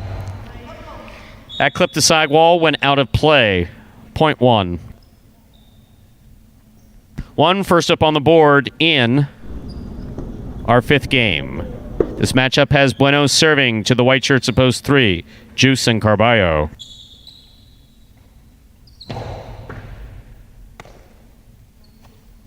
Powerful backhand throw by Carballo. Robote comes out to the 4 line. Turned by Bueno to the inside. Catching the forehand of Tennessee. Powerful forehand by Tennessee. Passes to the Robote. Scoop by Bueno. Into the Chula, but came out. Carballo dug it out. One-handed grab by Carballo. Did not have control of the ball. He got assessed on it. You got to stop the ball in that cesta when you make those catches. Good effort. Point 1.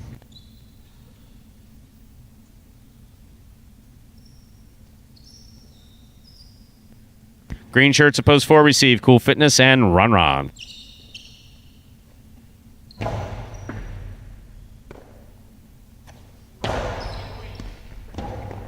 Robote left side by Bueno to the outside.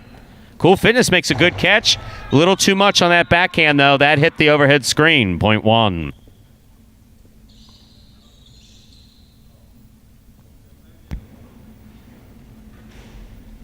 Bueno and Tennessee have 3 points. They now serve to the black shirts of post 5, El Barba and Ben.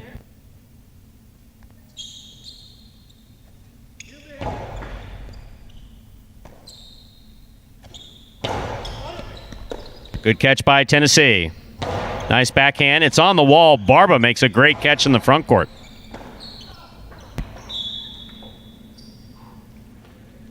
Don't bite it. No. Come back here and sit down. Let's go. Point 5, yellow shirts of post 6 receive. Legend substitutes for Diaz. Anderluck's in the backcourt.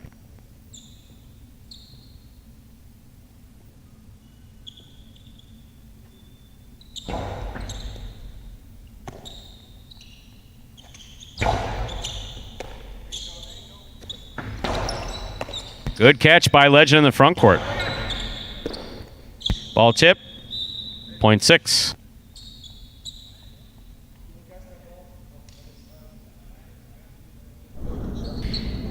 Receiving, pink shirts at post 7, Asier and Kubala.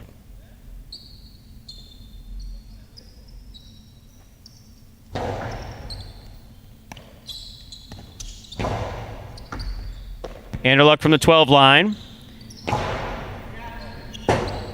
Robote left side by Kubala.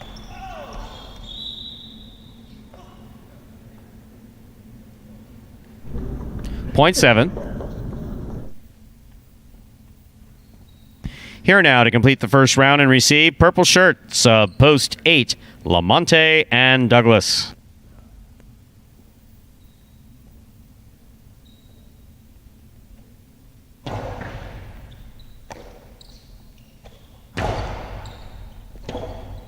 Robote left side by Kubala.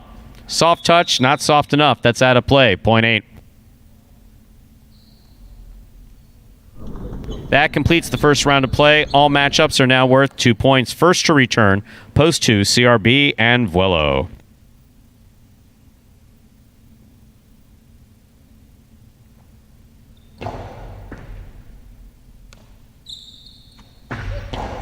Karam in the middle of the court. Picata, big bounce, stopped on the forehand of Vuelo. Douglas from the left side. Vuelo with a good catch behind the 11 line. That backhand, however, hits the overhead screen, 0.8.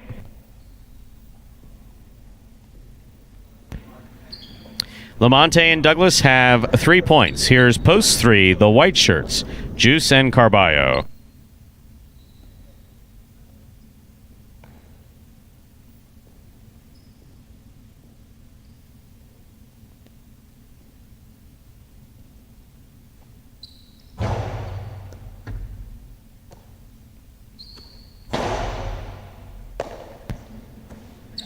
Big backhand by Douglas. Robote forehand save by Carballo. Karam. Interference has been ruled. The point will be replayed.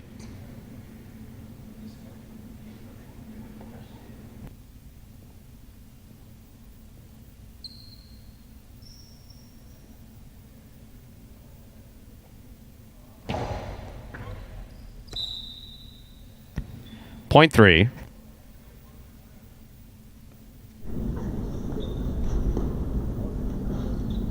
Here's post 4, the green shirts. Cool Fitness and Ron Ron.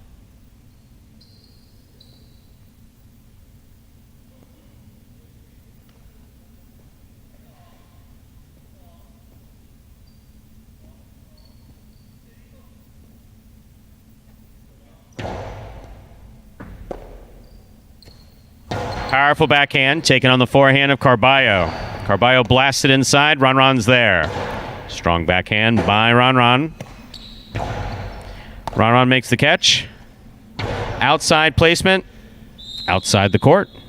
.3. 3 has 4 points. Here's post 1. Bueno and Tennessee.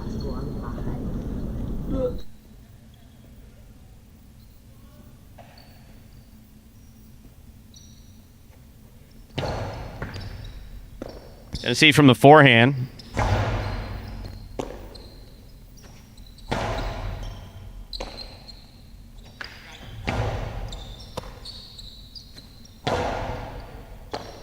Great catch by Tennessee. Nice backhand. Good catch by Carballo at the 11 line. Bueno, beautiful catch on the left side. Hard to the back wall. Robote comes to the forehand of Carballo. Bueno with the catch. There's the backhand. Robote forehand by Carballo. Catch by Tennessee. Sidearm Karam stopped by Bueno. Karam by Bueno. Juice is on it. Got it. Carambola.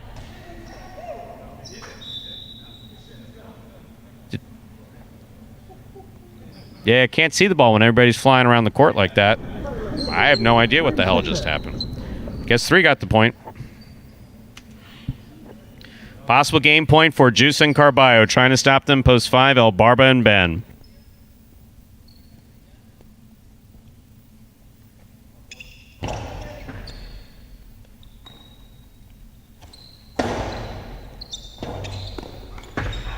Not that time. 0.5.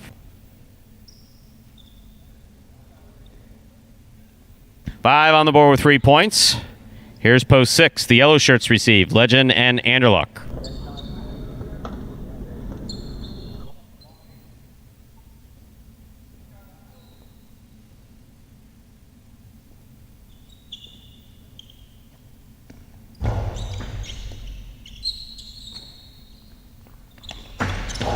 Hard carom stop by El Barba. The carom return scores beautifully for El Barba, and Robin is okay. Robin gave me a thumbs up, so I think he's okay. 0.5. Possible game point for El Barba and Ben, trying to stop them, the 7 post.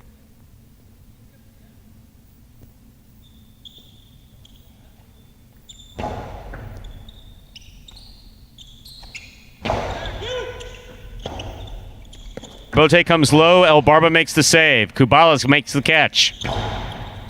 Scoop by Ben beautifully on the forehand. Hard throw. Caught by Kubala. Here's the backhand. Ben on the catch. Strong backhand is low. Asier makes a great catch on the forehand. Hard throw by Ben. Catch by Kubala. El Barba comes cross court to make the catch. Strong backhand. Robote comes to Asier. Swing and a miss. That is point and game. Black shirts up. Post 5. El Barba and Ben. 5 wins it. 3 places. 8 serves to 1. This is for 3rd place.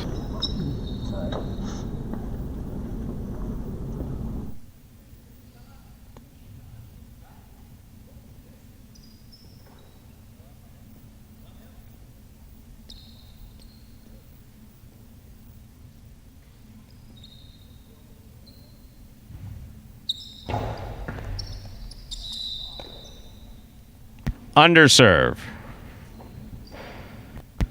Ball tipped, rather.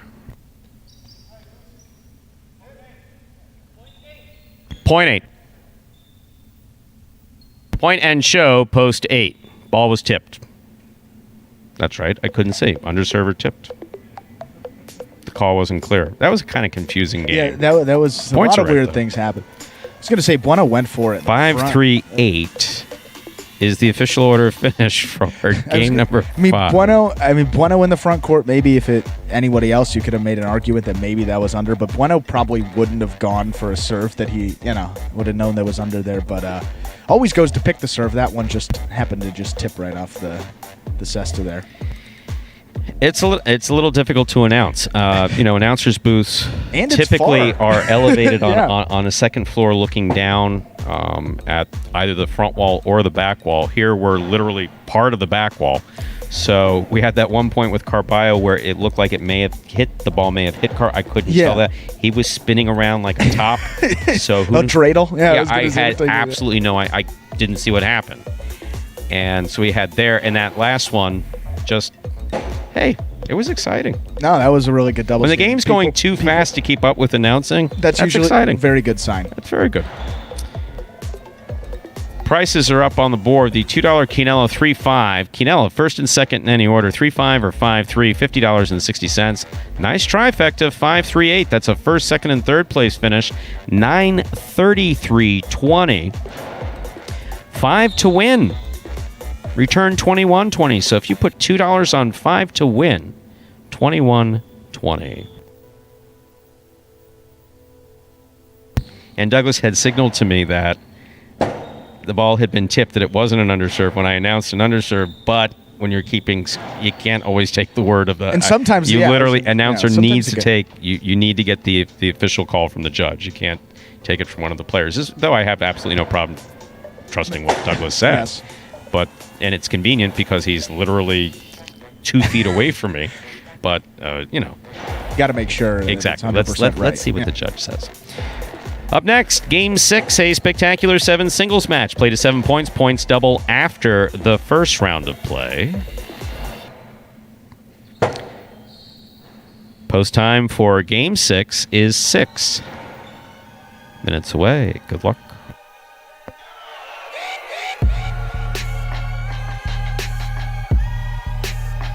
And someone was actually asking when Carballo did that little, it was like a 360. It's like a figure skating move. I don't know if he's got a figure skating background there, but if he got hit, what happens there? That is definitely a loss of point for the white shirts there. Yeah.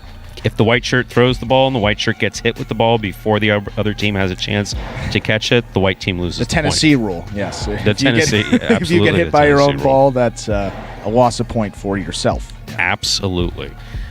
And that's one of the issues with Carballo. Look, Carballo's an exciting player to watch, and he covers a lot of court. But we've had this conversation before. He gets caught up in the razzmatazz of the whole thing. I mean, I can't think of any other word, which is bizarre that would be the word that I would think of. But it's the show.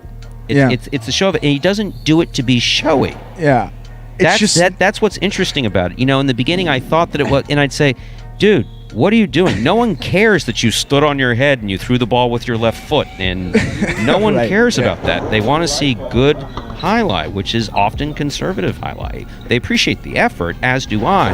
But one, you're at risk of getting hurt, like he did in the very beginning. He couldn't start the season in year one because he broke his ankle with some cockamamie putting his foot on the wall at the before he even understood any of the concepts of the game. Yeah. So he's really someone that needs to be controlled for his own safety.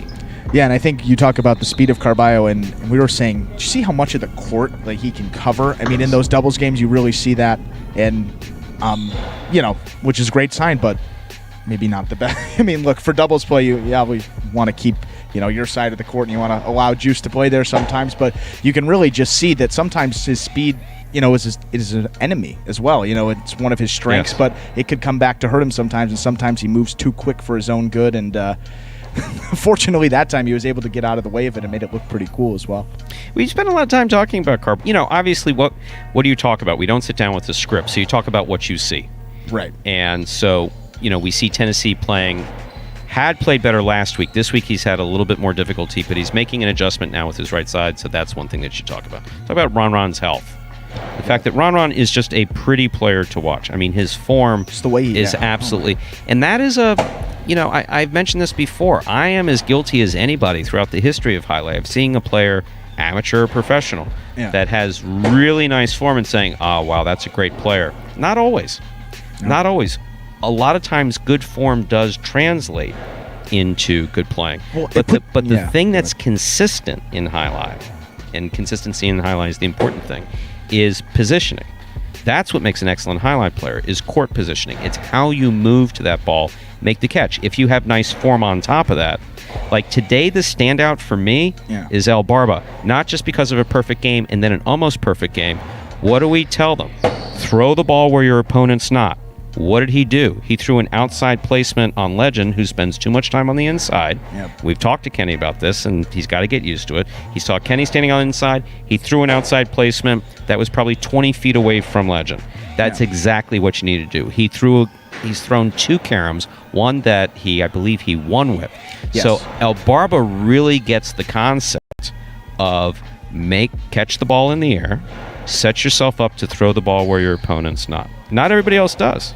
Yeah, no, one of the smarter players on the roster. And like we said, we talked about, I mean, if he would just focus on catching the ball, just putting it up against the front wall and really rally with people, sort of the way that maybe Douglas was starting the year where he wasn't throwing a lot of shots. I mean, sometimes I think El Barba plays a little outside of his skill level a little bit, maybe going for those 2 walls and, maybe gets a little lazy sometimes. If he would just, get in the right position and just catch and rally with these guys, and that was his mentality. And that was a really good point someone brought up. I think that his wins would be, he'd have 1.5 times the amount of wins he has if he threw the at ball this back. point. Yeah.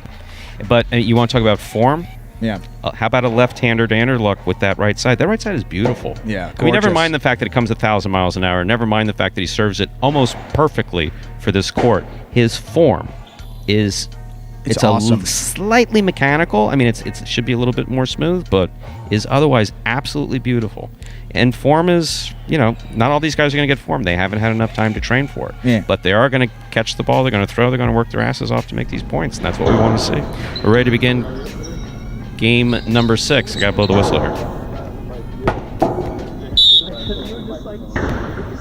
Game 6, a spectacular 7 singles match, played to 7 points. Points double after the first round of play.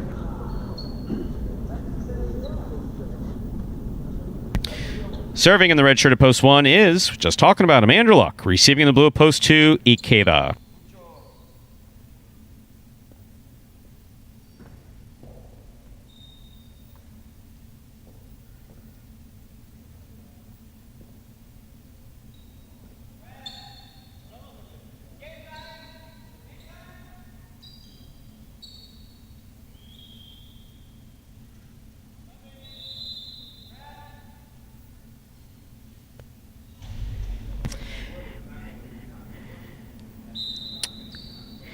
And we have our referees. I think they may just decide whether or not they want to come out. It's like, do we want to subject ourselves to that difficulty? There's the serve. We begin game number 6. It's dangerous. Point 2. Ikeda is first up on the board in our 6th game. That'll bring to the court the white shirt at post 3. This matchup has Ikeda serving to Kubala.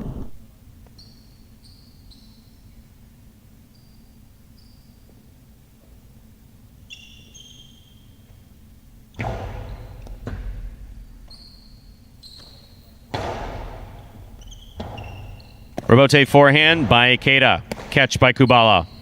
Kubala goes deep. Robote left side to the outside.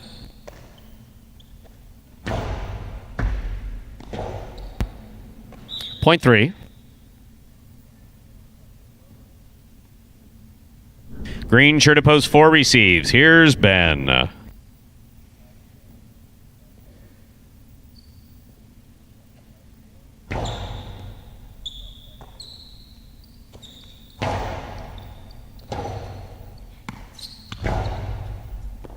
Ball tipped at the 10 line, point 3.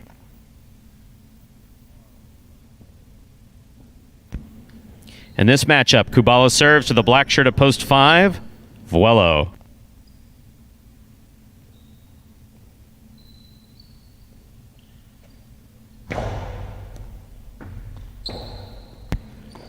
That is an ace.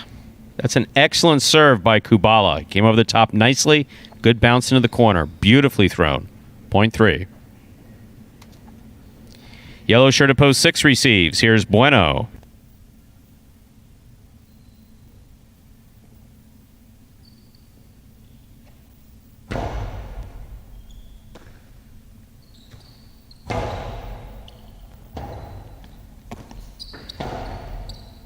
Catch on the forehand of Bueno. Hard throw to the inside. Kubala makes a difficult Robote play. Kubala got it off in time, didn't juggle or hold, and it scored. Way to hang in there, point 3.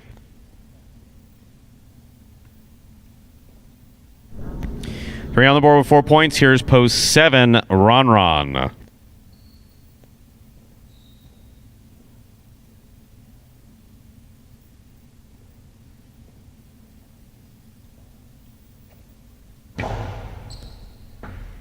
Another excellent serve by Kubala. Hard backhand by Ron. Ball tipped by Ron at the 8 line, point 3.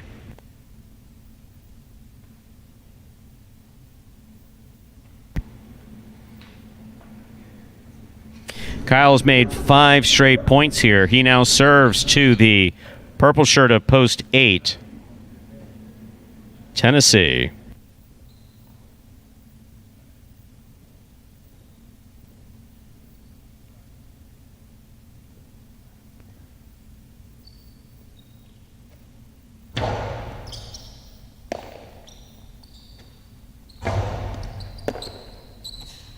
A nice backhand by Kubala. Tennessee goes to the floor, feet straight up in the air, but the ball hit the pad. Point 3. Straight points to a possible game point here for Kubala. We've completed the first round. All matchups are now worth 2 points. Anderluck, first to receive in the second round.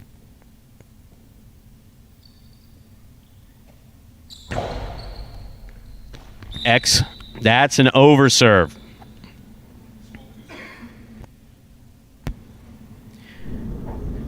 Excellent straight point run for Kubala. Anderluck's got 2.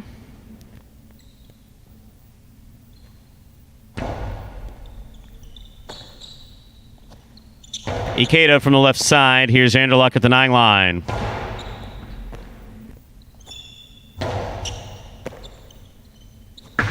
Carom by Anderluck, stopped by Ikeda. Carambola by Ikeda, stopped by Anderluck. Rebote forehand by Ikeda. Anderluck moving around to make the rebote. Just missed it. Point 2.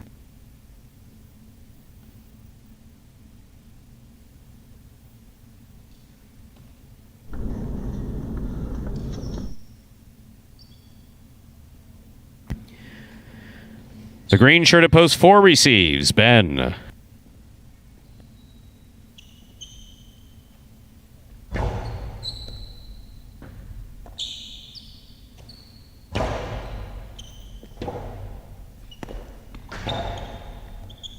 Catch by Ben. Carom by Ben.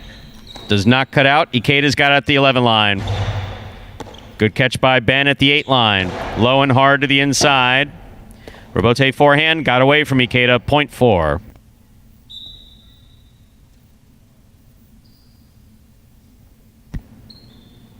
Now receiving the black shirt of post 5 of Awello.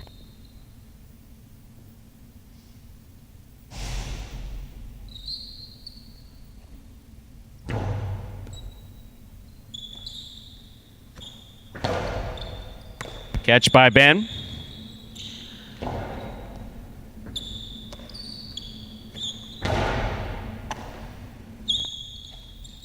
Hard throw by Ben's forehand. Will score. Point 4.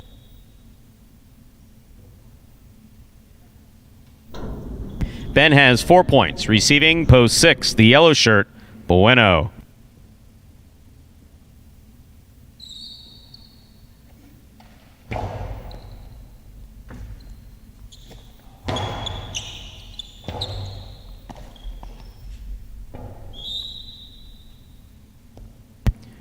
Point 6. In this matchup, Bueno serves to Ron in the pink of post 7.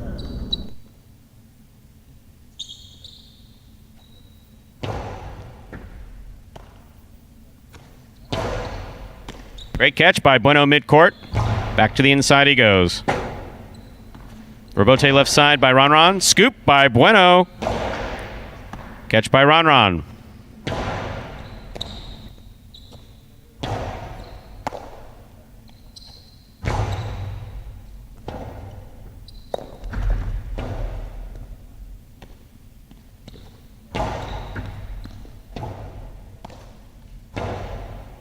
Scoop by Ron. Catch by Bueno. Bueno goes deep. Rebote saved by Ron. Bueno's there. Plays the carom. Got too much sidewall. That hit him?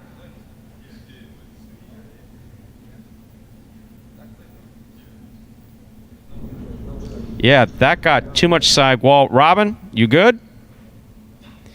A thumbs up from Robin. Sorry about that. Arm? Okay, we'll get you some ice in between the next point. Moving on. Ron will serve to Tennessee.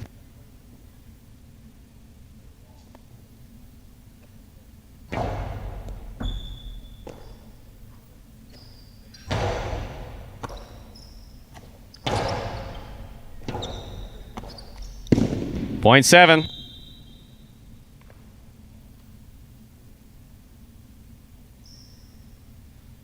Ron has 4 points. He serves to the white shirt at post 3, Kubala. Kubala returns with possible game point.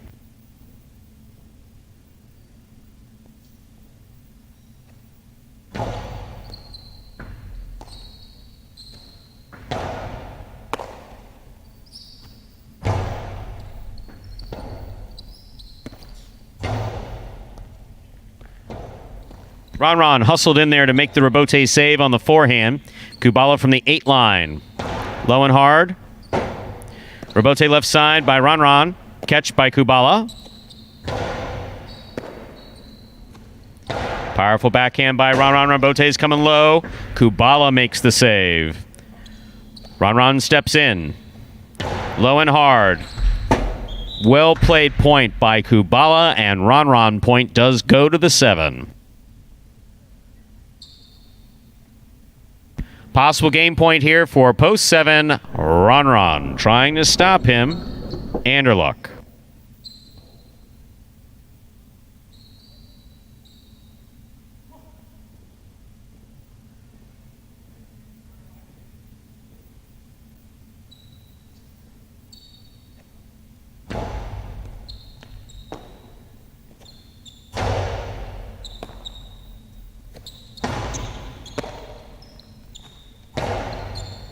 One-handed scoop on the backhand of Ron. Swing and a miss. That's point and game to post 7, Ron. Right.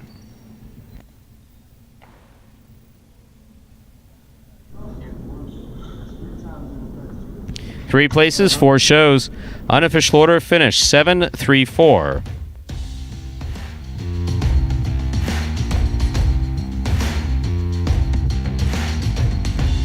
We'll have your prices up in just a moment.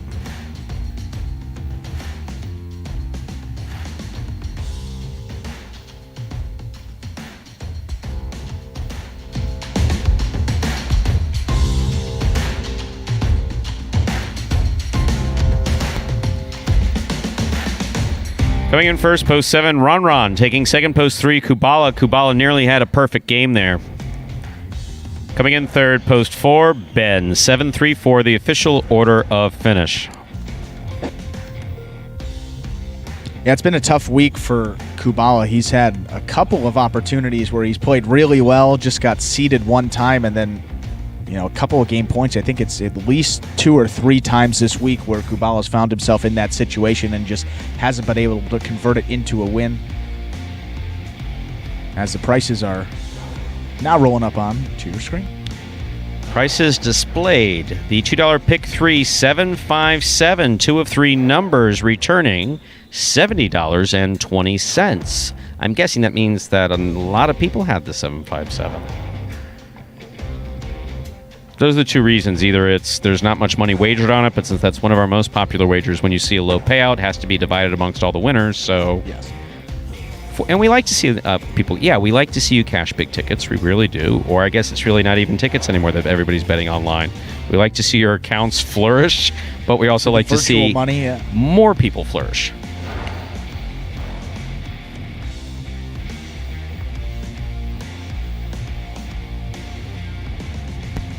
$2 Quinella 3-7. That's first and second in any order. 3-7 or 7-3. $18. Trifecta 7-3-4 3-10 20.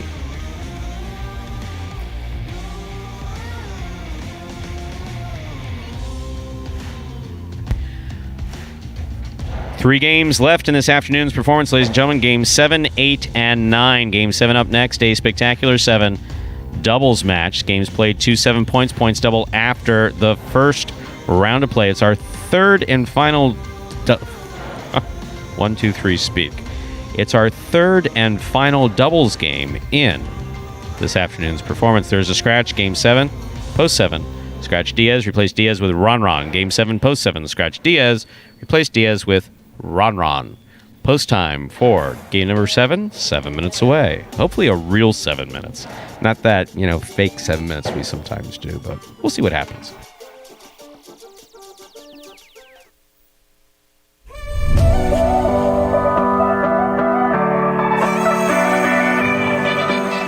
Outside placement from Poole. Massier goes back for the rebote, diving, and that's a 2-ball, and lands just in. That will score.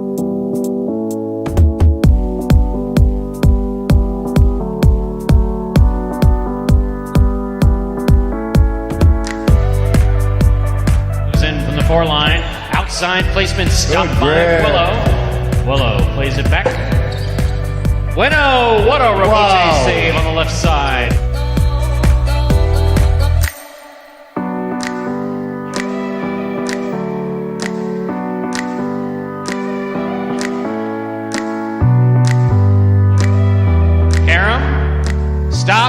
forehand of Jin. What a beautiful rebote. Jin on the run to bounce his scores.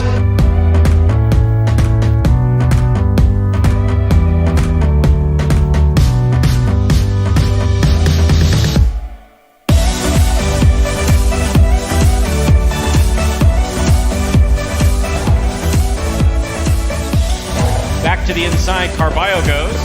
Douglas with the blind save. Wow. Just lobbed it up under his arm. Man.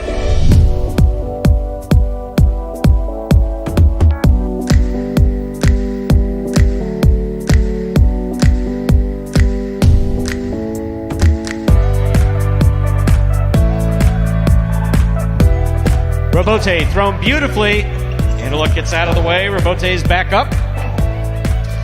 What a fine effort. This is a 2-all. El Barba on the run. Man, oh man. And it scores.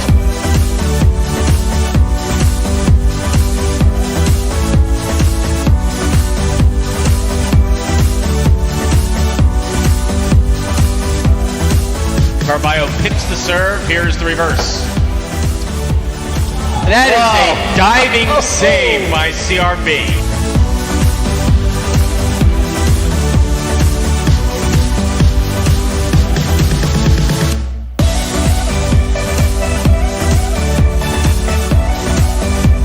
He somehow gets rid of it in time without holding it. Here's Anderluck. Carballo diving save. What a fantastic rebote thrown by Carballo.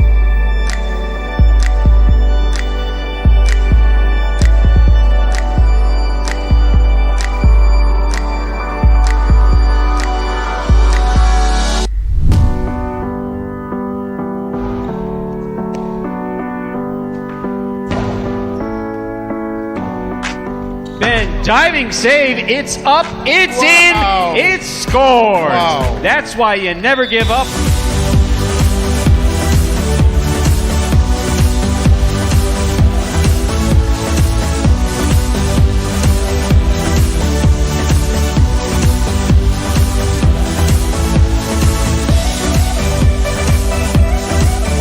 Big left side takes an interesting hop, goes to the outside. There's Douglas.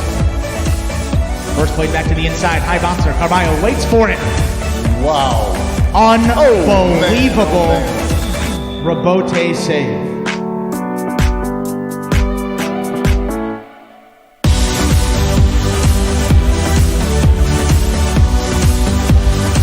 Carballo's there. Sidearm carom, split placement. Kubala up at the 5-line. Willow. That's in play. That is absolutely in play.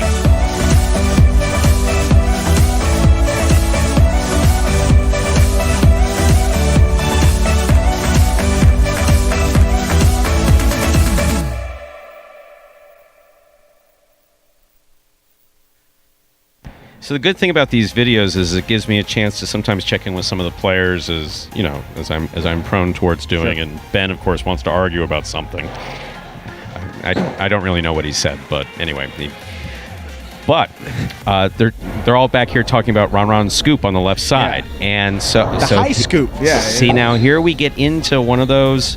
No. Yeah, not at all. Don't teach it. Don't. Yes, it looks good. Yes, it looks good, but it's not done to look good. He's also been playing Jai-Alai for quite a long time. Yeah. You do it because you have to, because you're out of position to take the ball in the air, and you have to scoop. The fact that he does a high scoop is how he scoops. That's just how he's used to doing it. I'm obviously not going to try to correct it, and it does look good. But for other guys to say, hey, could you show me how to do that? they're trying to get the advice. No. All you have to do is get that ball into your cesta however you have to do it. If it's a high scoop, if it's a low scoop, preferably the ball's just thrown at the front wall, you move up, you take it in the air and put it in your cesta. Yeah. That's how it should be caught. And in the time that we've known Ron, I think the word flashy is probably one of the last words you would ever use to describe him. So, exactly. He would never be doing that, maybe, for the flair of it. But certainly effective. And now Ron with that win in game number 6. That gives him the lead in that race for the Golden Cesta. He's got 5 wins. Carballo and Douglas are still within shouting distance. They're just 1 game behind him, and we'll see how that concludes in games 8 and 9. But first, this last doubles game of the day, Stu. Ready to begin Game 7, a spectacular 7 doubles match. Play to 7 points. Points will double after the first round of play. Serving in the red shirts, post 1, we have El Barba and Ben. Receiving in the blue, post 2, Asier and Kubala. Another quick note, folks. Fantasy Jai-Alai stats have been updated. FantasyJai-Alai.com. Check out where you stand for week number 8.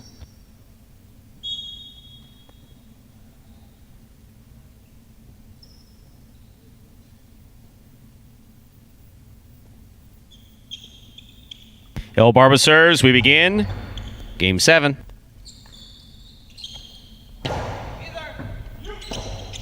Robote just missed midcourt, point 2. That'll bring to the court the white shirts of post 3. We have Ikeda and Cool Fitness.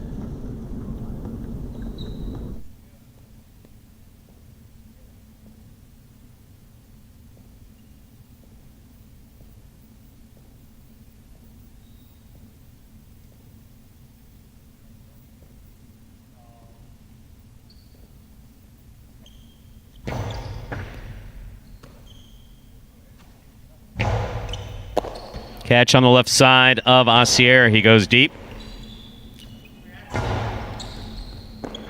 Great catch by Kubala.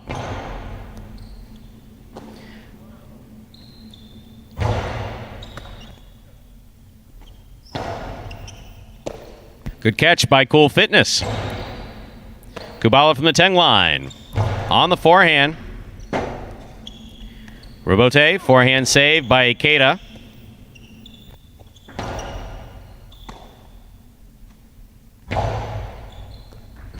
What a catch by Kubala. Point 2.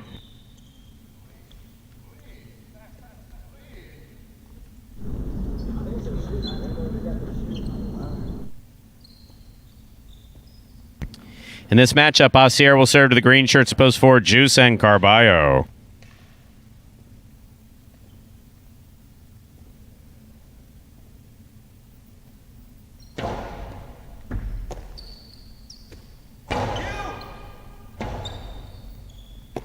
Rotate forehand by Asier. Just above the pad and scoring. Point 2.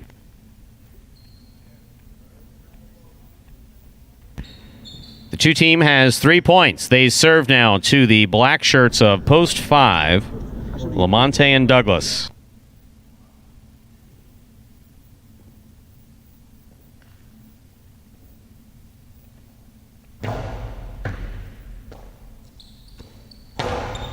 Powerful backhand throw by Douglas. Douglas comes strong from the left side again.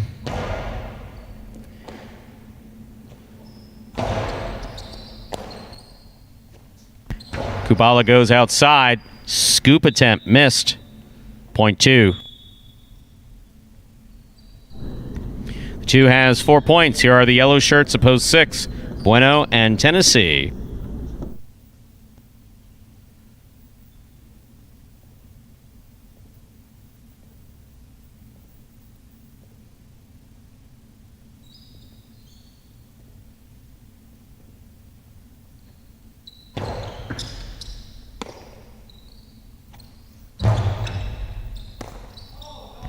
Ball missed in the backcourt.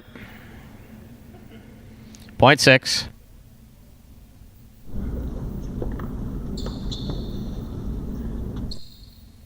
Pink shirts of post 7. Substituting for Diaz is Ron.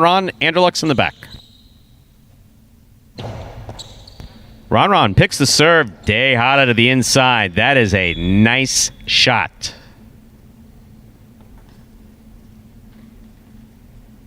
Point 7.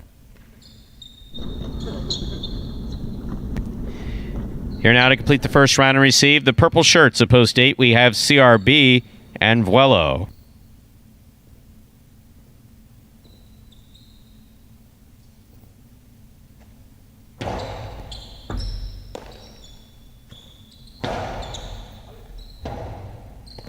Forehand Robote saved by Ron. Vuelo from the 8 line.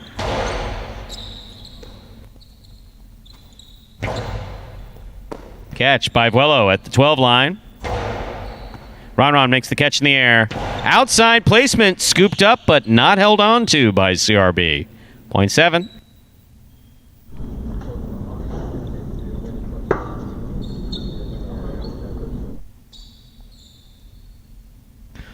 The first round's complete. All matchups are now worth 2 points through the end of the game. First to return, post 2, El Barba and Ben.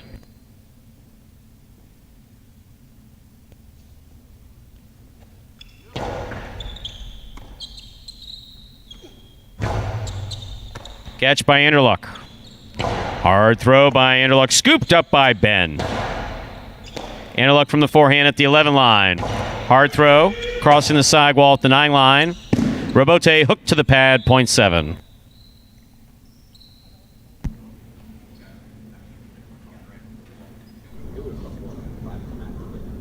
White shirts opposed 3 receiving. Cool Fitness and Ikeda.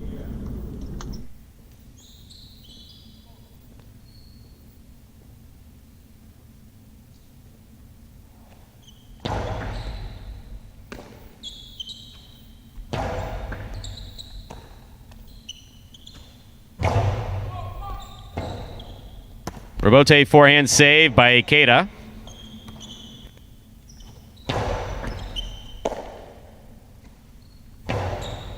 Ron from the left side. Nice backhand. Hard to the inside. Ikeda on the Robote. Anderluck picks it up on the forehand. Good catch by Cool Fitness. Oh, Robote hook low. Point 3.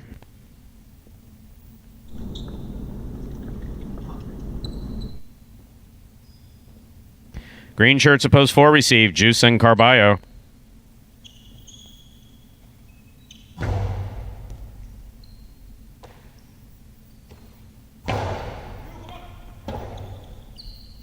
Robote by Ikeda.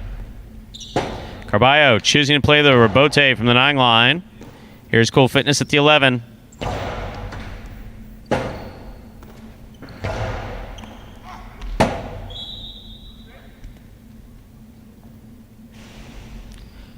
Point 4.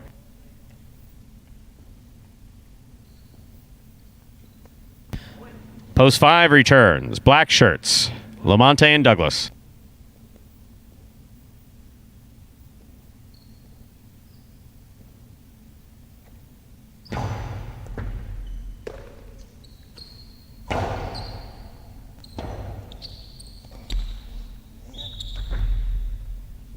Point 5. In this next matchup, Lamonte will serve to the blue shirts of Post 2, Asier and Kubala.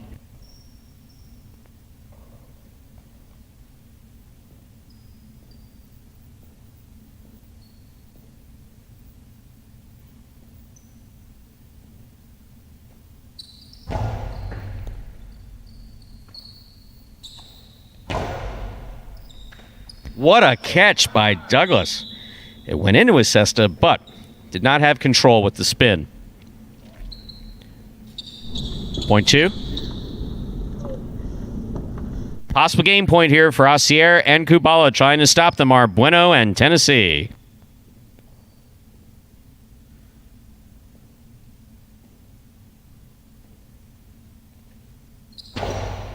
Bueno picks the serve. Tejada. Kubala calls him off. Lays up the backhand. Catch by Kubala. He goes deep. Bueno digs out the Robote. Ball tipped at the 10 line. Point 6. Play continues. 6 on the board with 3 points. Here's Post 8. CRB and Vuelo.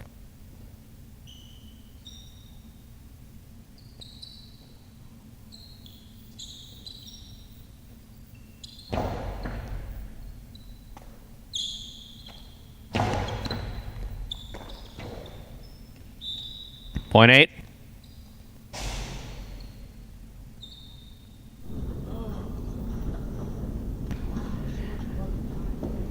Back and ready to receive. Post 1, the red shirts, El Barba and Ben.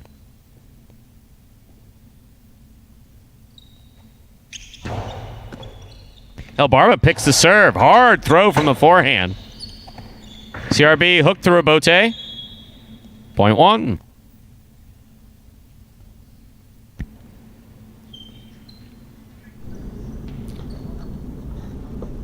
Receiving with 4 points. Pink of post 7. Ron and Anderluck.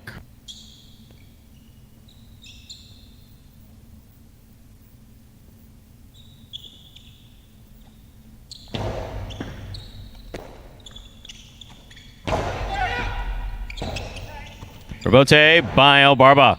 It's a good catch by Anderluck.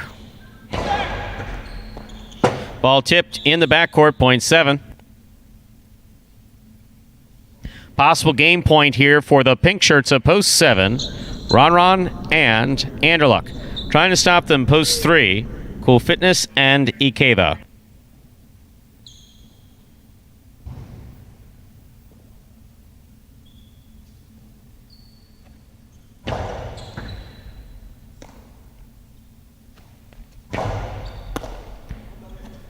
Powerful backhand by Ron. Scores for the win. Point and game, ladies and gentlemen, for the pink shirts of post 7, Ron and Anderluck. 2 places, 6 shows. Unofficial order finish 7-6.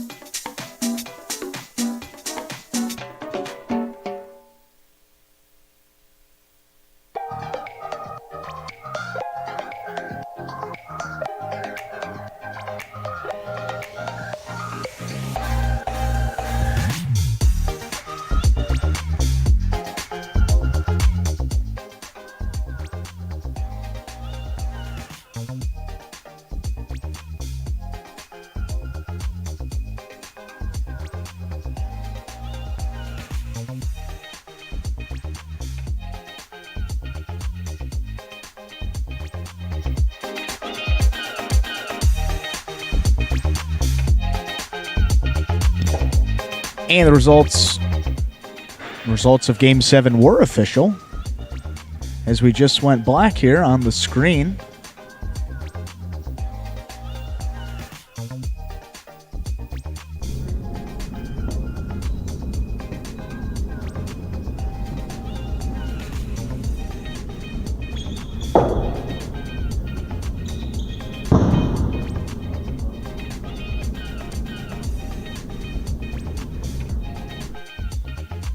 And going back to that old screen for the prices there. Giving you the old school view here. The finish again, 7-6 for game number 7. Final doubles game of the week there.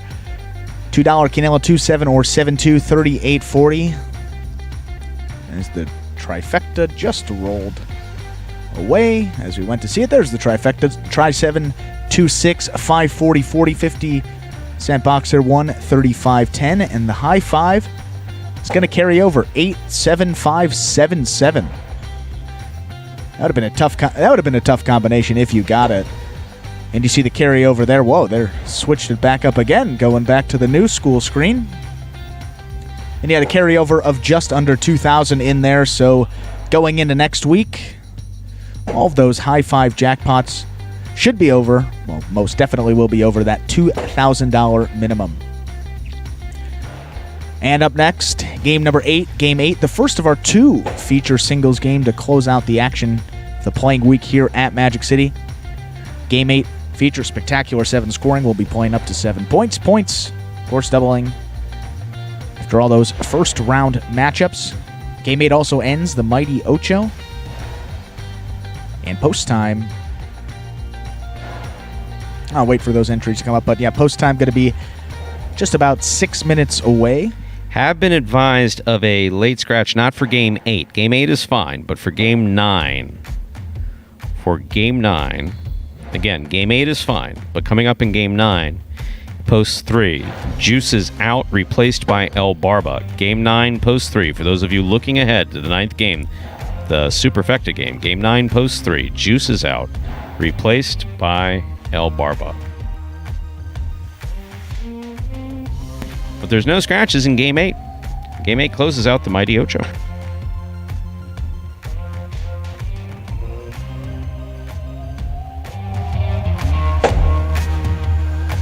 And so that closed out doubles for the week, as we just said here, and taking a look at the overall standings now. Going into the final week of play next week closes out the first doubles tournament, all part of the championship doubles series here at Magic City. So we'll have 3 different tournaments throughout the season where players will stick with their same partner, and that's the reason someone was asking, why no Ron in those doubles games? We wish we could see Ron. Unfortunately, Ron and Ikeda, but Ron's partner was scratched. Yes, Ron, Andy is Ikeda. scratched with a pretty injury. It's going to take longer to heal than we originally thought. That's Rock, and Ikeda's partner, with Fred, Fred, with his back.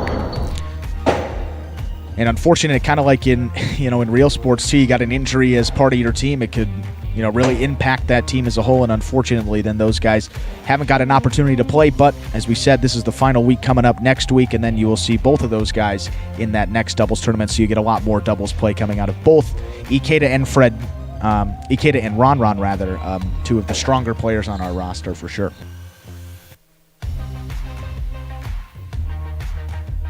What was interesting there is that Ron, who some folks know does have a traditional highlight background, who's played on and for those of you who may be just tuning in today, the court that we're playing on is 120 feet long.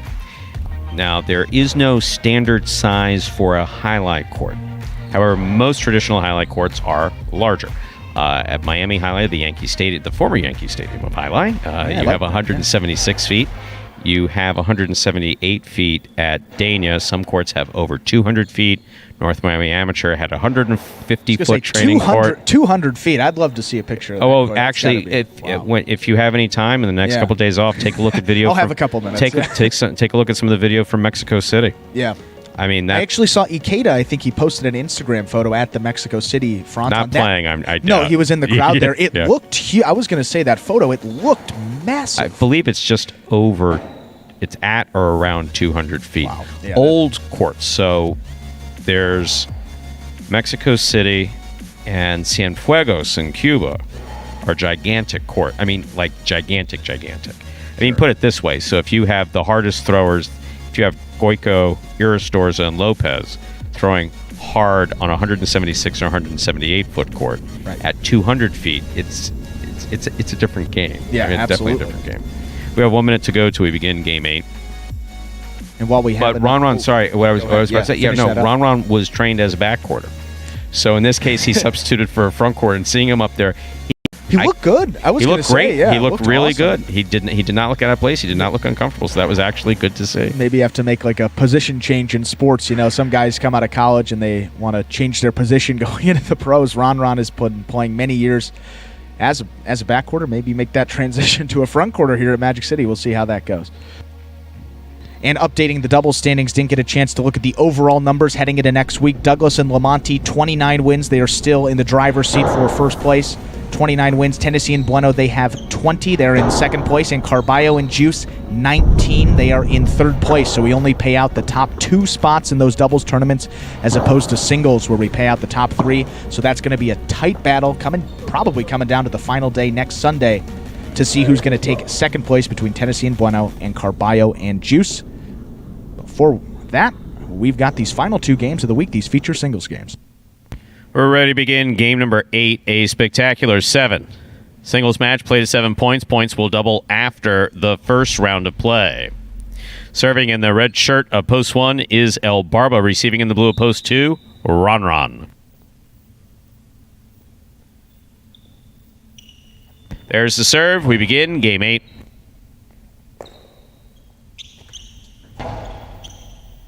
Good catch by El Barba. El Barba trying to go outside, not get it outside far enough. Scoop by El Barba. Big backhand. Robote's out to the 6th line. Turned by Ron to the inside. El Barba hung in there through a forehand rebote. That's an unexpected shot. El Barba's back in there. Another great play. Here's Ron from the 6th line. Point 2. A well-played first point for this 8th game by Ron and El Barba. Ron first up on the board in our 8th game. In this matchup, Ron serves to the white shirt of post 3, Carballo.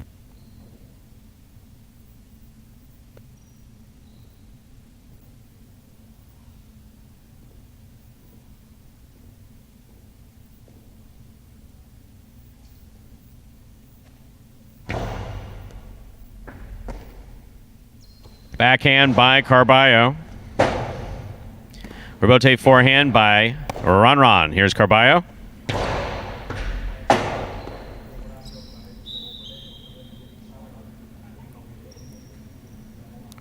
Point 3. Carballo now serves to the green shirt of post 4. Receiving, we have Douglas.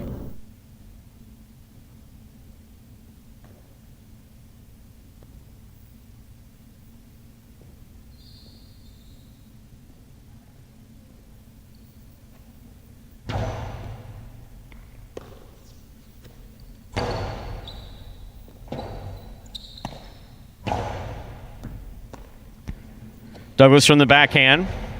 Scoop by Carballo. Strong forehand rebote thrown by Douglas. That's a good catch by Carballo. Outside placement on the rebote will score for Douglas. Point 4.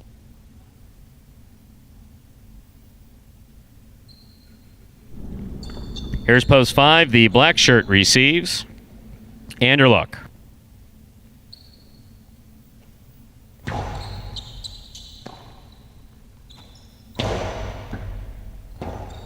Douglas on the rebote. Showing good control, just getting it up to the front wall to keep it in play. Scoop attempt missed. Point 5.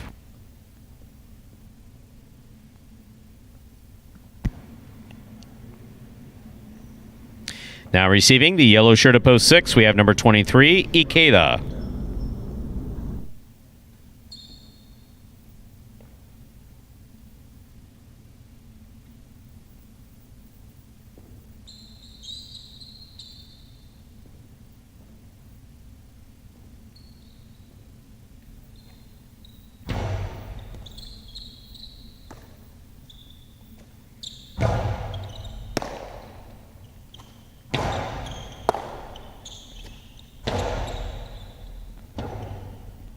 Rebote forehand by Anderluck.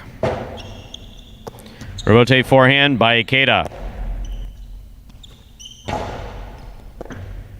Ball tipped. Point 5.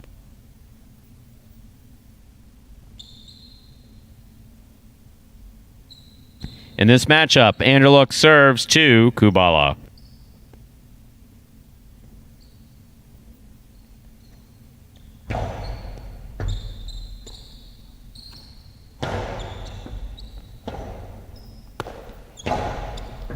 What a catch by Kubala.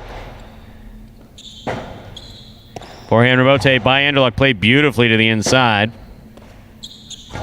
Nice rebote on the left side of Kubala. Kubala got in there to make the backhand play. Ball tipped. Point 5.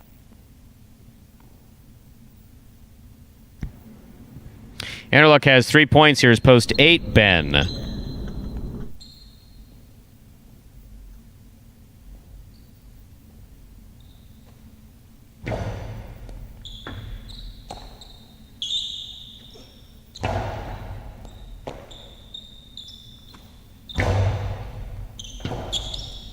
Ben comes out.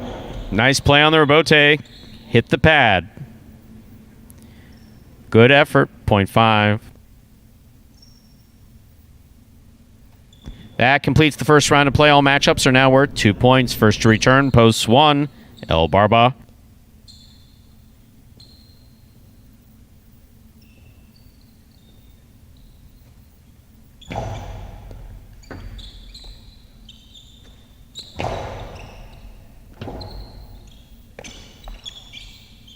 Point one. One serves to post 2. Ron.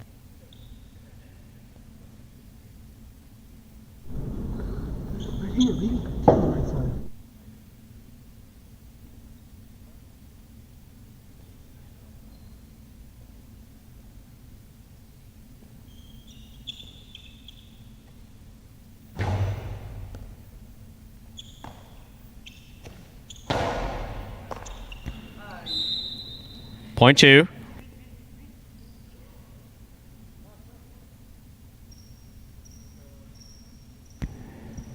Ron has 3 points. He serves to post 3. Carballo.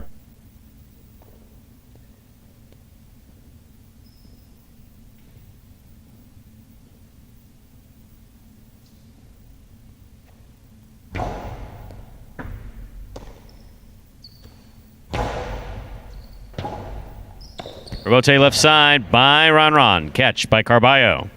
Outside placement by Carballo. Scores. Point 3.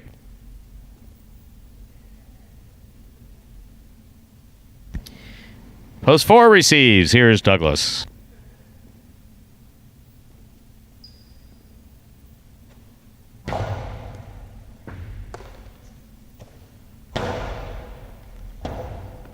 Rebote forehand by Carballo.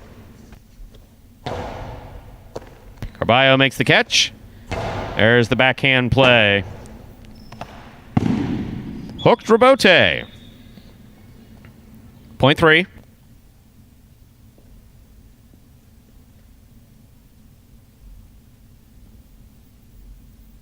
Possible game point here for Carballo in post 3. Trying to stop him. Ikeda.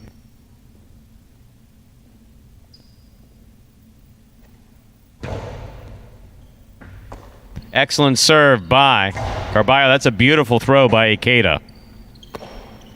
Got away from him. Point 6. Receiving post 7, Kubala.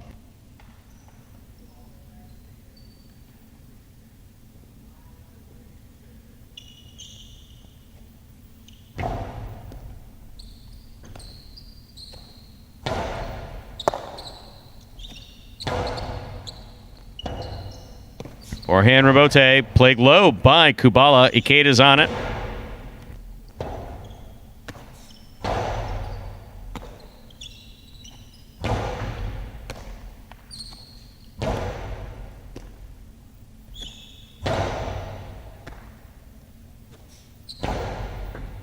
Scoop by Ikeda.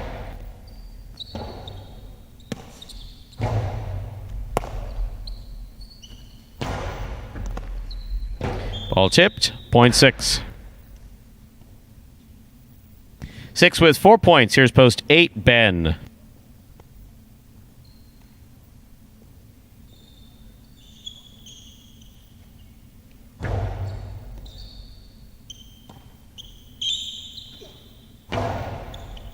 Catch by Ikeda.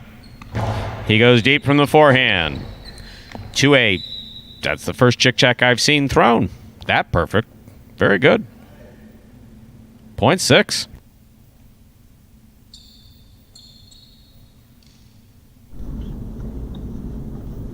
Possible game point here for post 6, Ikeda trying to stop him. Post 5, Anderluck.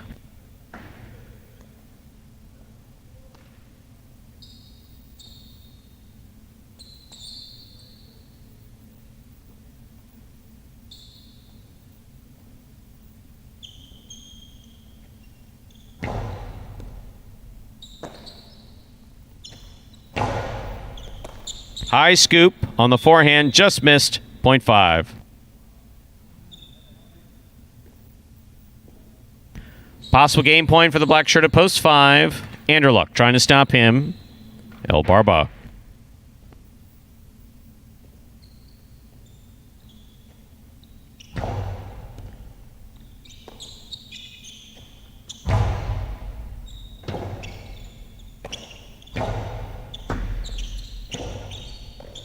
Rebote to the inside.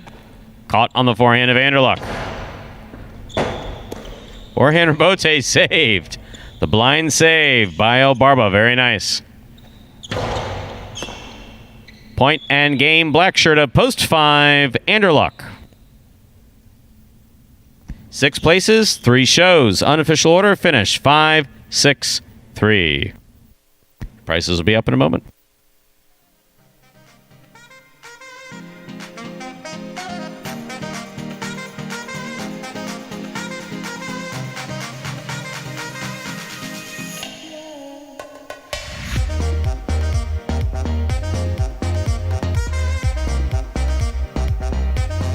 Coming in first, post 5, Anderluck. Taking second, post 6, Ikeda.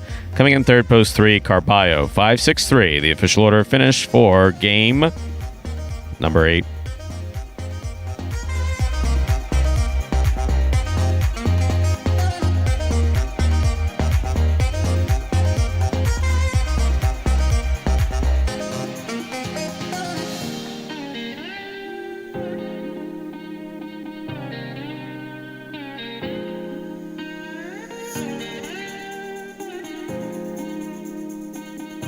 That puts Anderluck back in the winners column. That was definitely good to see. And a guy that was in third place for a while, then Tennessee overtook him in the championship single standings, and has been struggling these past couple of weeks since he took home that golden cesta, but seems to have gotten it back. In that game with Ron, they played very well in that doubles game together, and I think that's certainly translated in that game 8. And just, when he throws the ball that hard and with that much confidence, he's one of the tougher guys to stop on this roster. And our prices are up for game number 8. The $2 Quinella 5-6, that's first and second in any order, so 5-6 or 6-5, $70.40. Trifecta 5-6-3, $382.35. Today's Mighty Ochos 6-3-8, 7-5, 7-7-5. 2 of 8 numbers returning $2.10. Carryover jackpot $1,611.20.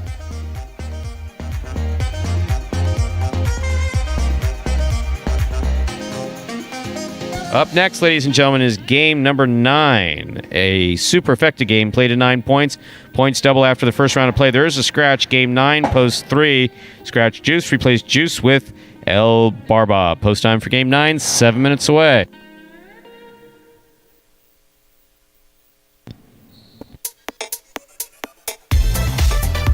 And before we get into that final game of the day, we got that superfecta 9-point singles match to close it out for you. And what exactly does that mean? This video will hopefully clear it up for you. Take a look.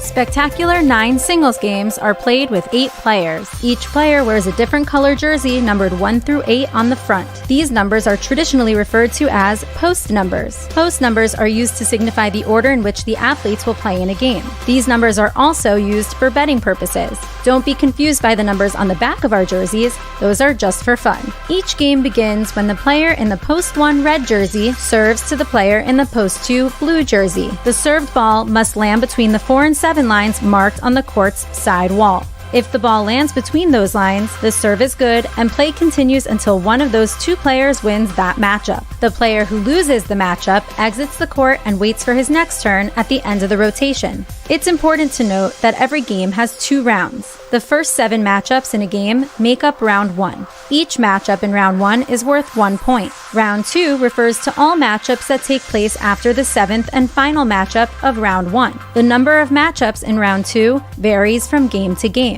And in round 2, each matchup is worth 2 points. The first player to earn 9 points wins the game. So setting the stage for the final game of this week. Golden Cesta still up for grabs. That Golden Cesta awarded to the player with the most singles wins on the week. And Ron had 5 coming into it. The only guy... Well, you got 2 other guys. You got Carballo and Douglas, both with 4 wins this week. But based on a tiebreaker for in-the-money percentage, so Douglas would unfortunately lose any tiebreaker for in-the-money percentage if he were to get in the money in this game, game number 9. So it looks like it's between Ron, who's got 5 wins, and Carballo with 4 wins. So if Carballo can take this game right here, game number 9, he will take home the Golden Cesta. If not, anybody else wins, or if Ron wins himself, Ron will take home the Golden Cesta Award this year. And if it wasn't for that doubles team of Carballo and Juice, I think Ron's, and obviously we talk about Carballo in both singles and doubles, but Ron's performance this week, 45 fantasy points, would have been just one shy of that overall record. I think 46. Ikeda and Tennessee both got 46 fantasy points last week. So Ron having a terrific week, coming back from injury. The first week where we really have seen that he seems to be back to, don't want to say 100% health, Stu, but at least close to 85, 90%. So that's definitely good to see. And when he is healthy, well, you can certainly see what he's capable of. 5 wins to go along with 5 places, 2 shows, and throw in a quad point is there as well. Get some $15 and get you 1 fantasy point if you have him on the roster. 12 in the money finishes in his 17 games. That's a percentage of just over 70%, so an exceptional week for him. But as we said, still could go to Carballo. Carballo playing out of post 6. Ron playing out of post 5 in game number 9. 2 difficult post positions for these guys, but we'll see how it plays out. Game 9 now just under 2 minutes from now.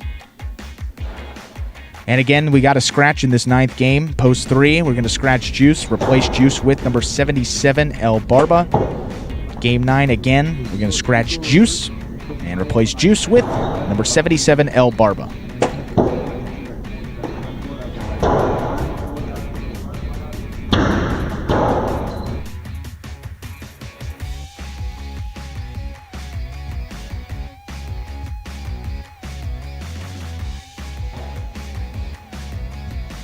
And again, a note for next week, the fantasy winner giving away one of those big prizes next week. They are going to get a Magic City hat, Magic City Jai-Alai hat, more specifically, signed by the winning doubles team.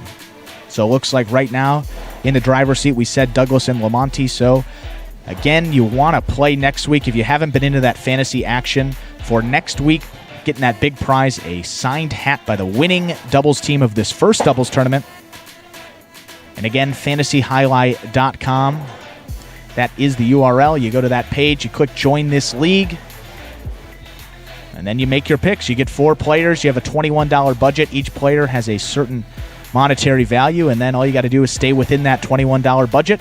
And then each win they get 5 points. Each place they get 3 points, show 2 points, and quad finish 1 point throughout their playing week. And then you total them up at the end of the week. And again, that person with the most points will take home that weekly prize. As we see now, 0 minutes to game number 9. I think we're ready to go.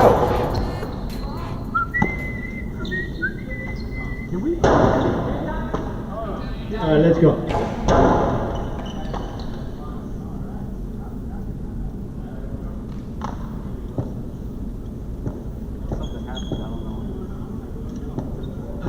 We're ready to begin game number 9. Spectacular 9 superfecta match. Played to 9 points. Points double after the first round of play. Serving in the red shirt of post 1, we have Douglas. Receiving in the blue of post 2, we have Ikeda. Greg, stop jumping up and down the wall.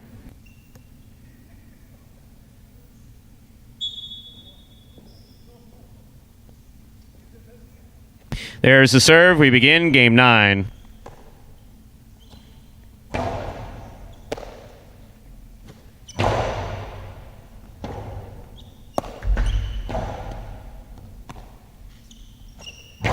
What a powerful throw by Douglas. Robote left side, 2-all by Ikeda. Douglas is there.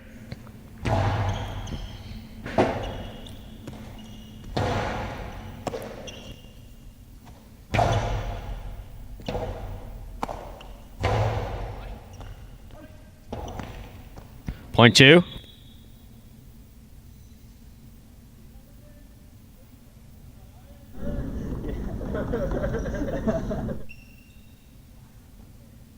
White shirt to post 3-0. Barba receives.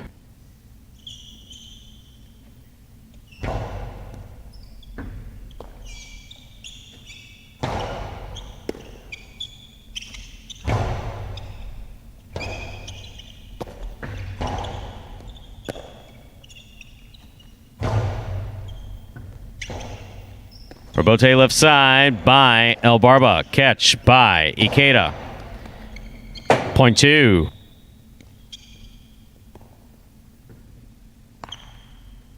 Joe on the board with 2 points. Here's post 4, Kubala.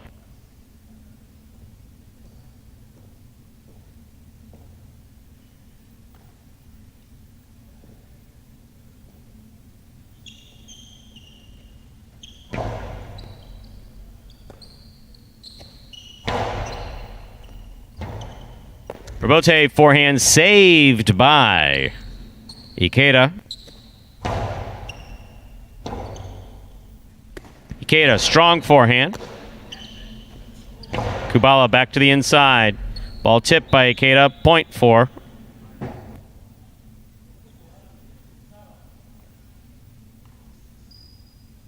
Black shirt at post 5 receives. Ron.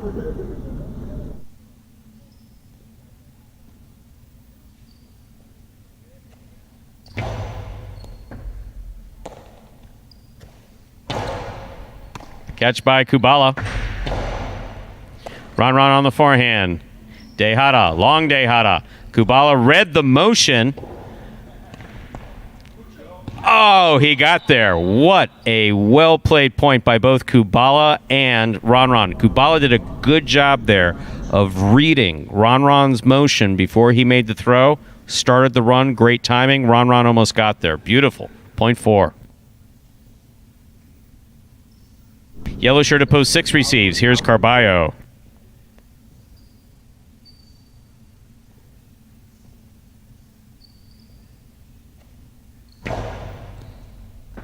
Carballo with a leap makes the catch.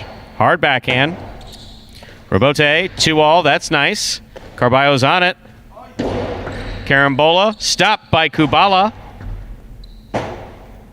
Carballo missed that Robote. Really needed to look at taking that first go-round. Point 4.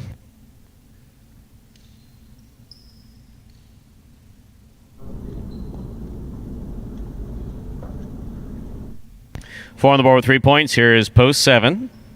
Bueno.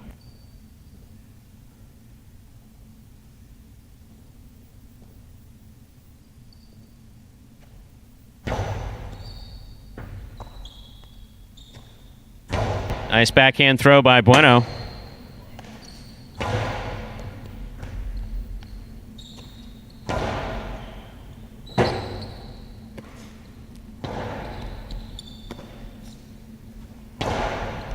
Excellent catch by Kubala. Puts it back on the inside. Bueno comes out, make the Robote. Just missed. Point 4.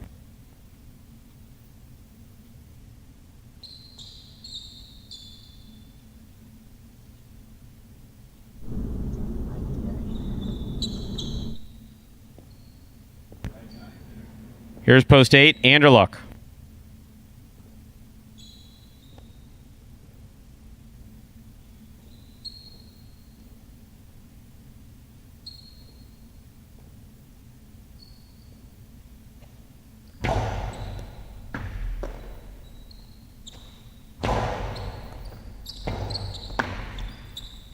Point 8.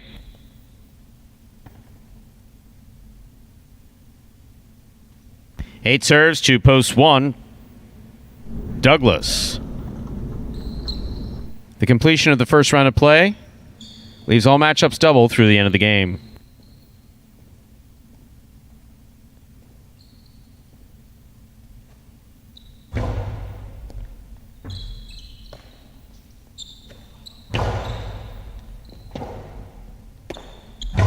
It's a beautiful forehand Robote by Anderluck. Forehand Karam Robote by Douglas. Stopped by Anderluck. Karam by Anderluck. Stopped by Douglas. Needed to go for that in the air. Tough play. Well played point by both Douglas and Anderluck. Point 1.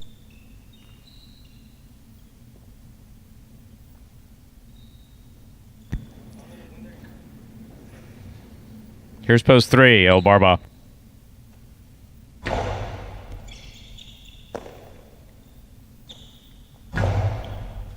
Douglas makes the catch in the air.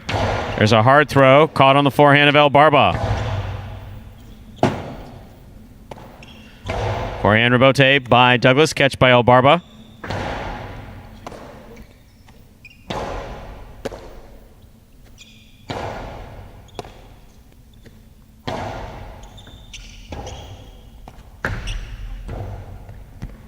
Point one.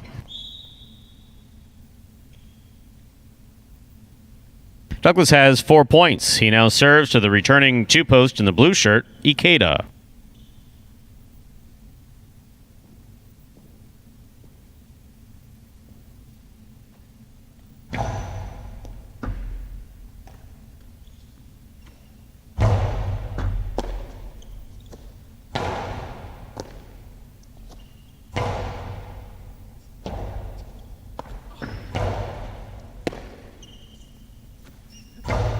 It's a hard forehand throw by Ikeda. 2-wall rebote, stopped in the air by Ikeda. 3-wall play by Ikeda. Douglas moves out to make the rebote. Catch by Ikeda. Douglas from the 9 line. Hard throw to the inside. Ikeda's there. He goes deep. Rebote forehand saved by Douglas. Catch by Ikeda. Ikeda back to the inside. Throws it at Douglas's feet. Karam thrown beautifully by Ikeda to score. That was a great point. Point 2.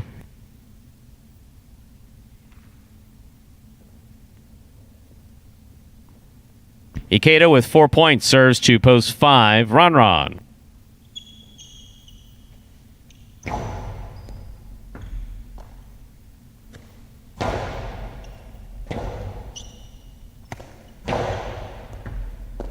Great catch by Ron. There's the backhand.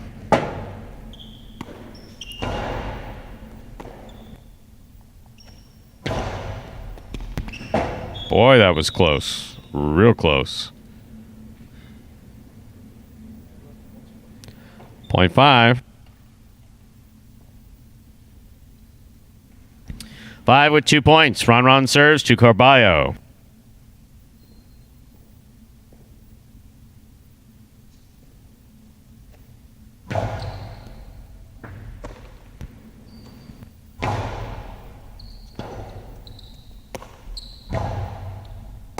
Carballo makes the catch.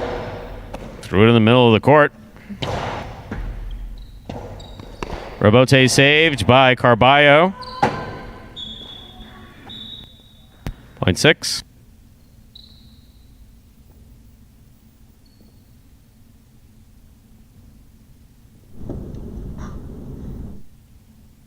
Here's post 7. Bueno.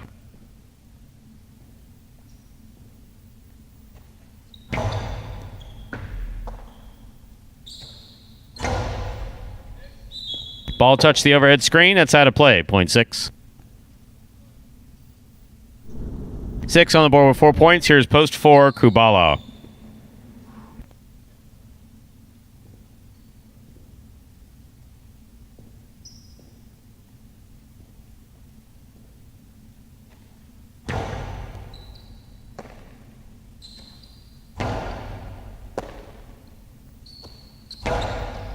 Beautiful backhand throw by Carballo. Kubala makes the save. Carballo's there. Hard throw by Carballo. Catch by Kubala.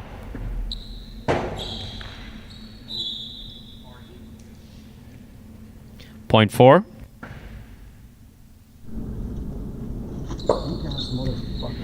Kubala has 6 points, but remember, 9 points needed to win a superfecta game. Here's post 8, Anderluck.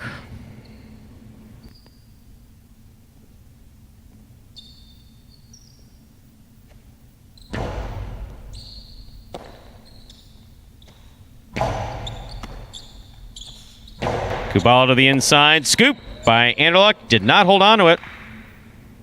Point 4. Possible game point for the green shirt at post 4. Kubala trying to stop him. Post 3. El Barba.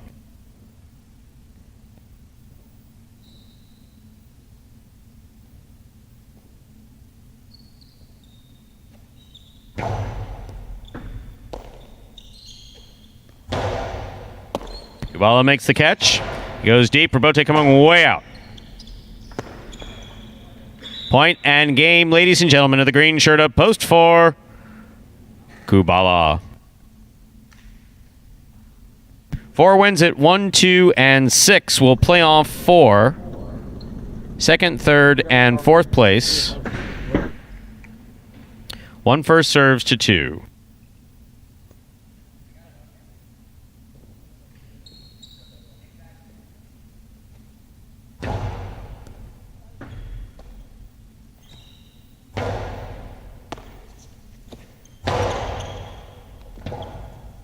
Rebote left side by Ikeda. Catch by Douglas.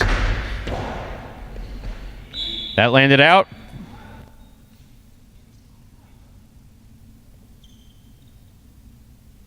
Possible place point for post 2. Ikeda.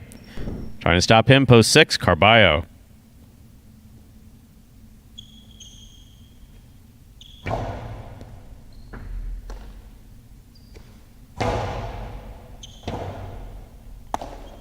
Nice forehand rebote by Ikeda. Carballo makes the catch. Over the top on the right side.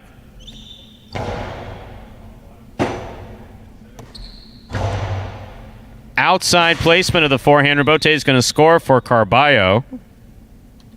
Point 6. 1 automatically takes the quad.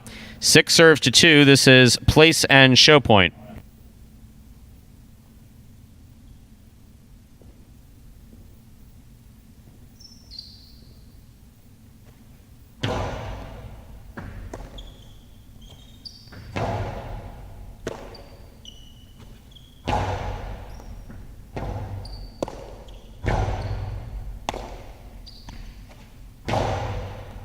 Catch by Ikeda. Goes deep. Carballo. Nice save. Ikeda's there. Ikeda back to the inside. Catch by Ikeda. Karam by Ikeda. Carballo on the run. Got there. Wow. That was pretty impressive. Karam scores.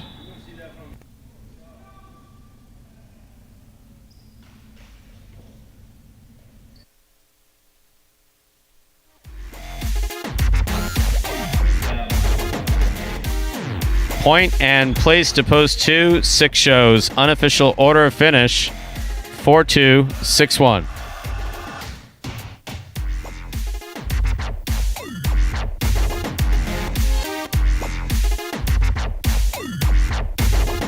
What a way to finish the 9th game and the playing week. I think that was just terrific. Yeah, that was a really good week of play, and for Kubala, it's only fitting. A guy who'd really just been knocking on the door to get a win here and finally comes through in the final game of the day. And he's owned these superfecta games. Had a couple of perfect games a couple weeks ago, and don't know, maybe he just likes those 9-point games for Kubala, but nonetheless gets his first win of the week.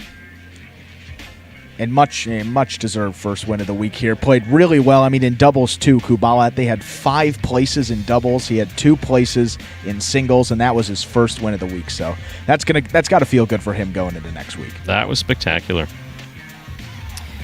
Really nice. Yeah, those are the things that I try to tell Carballo to avoid, but look, I can't take anything away from that. I mean, that was the only opportunity He's potentially going to hurt himself. I mean, that's the. Yeah. I mean, you're running into something that's only going to move so much, and here we have a flexible screen. If we had a rigid screen, that would have been it for the Cesta for sure. Back in the day. Yeah. Prices are up from game 9.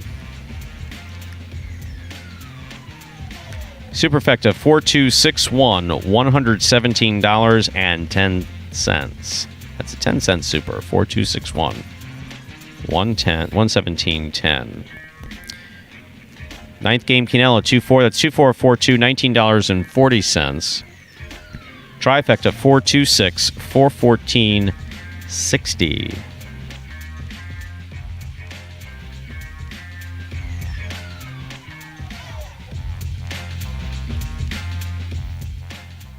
My favorite part about playing professional Jai-Alai is probably the free Gatorades and free waters. My favorite part about being a professional Jai-Alai player, when I play, my mind is so clear. It's really the only time that I'm able to focus on just one thing. It's very exhilarating and exciting, and I love exercise, and I love to be competitive. It just feels like I'm finally getting to do what I want to do every day.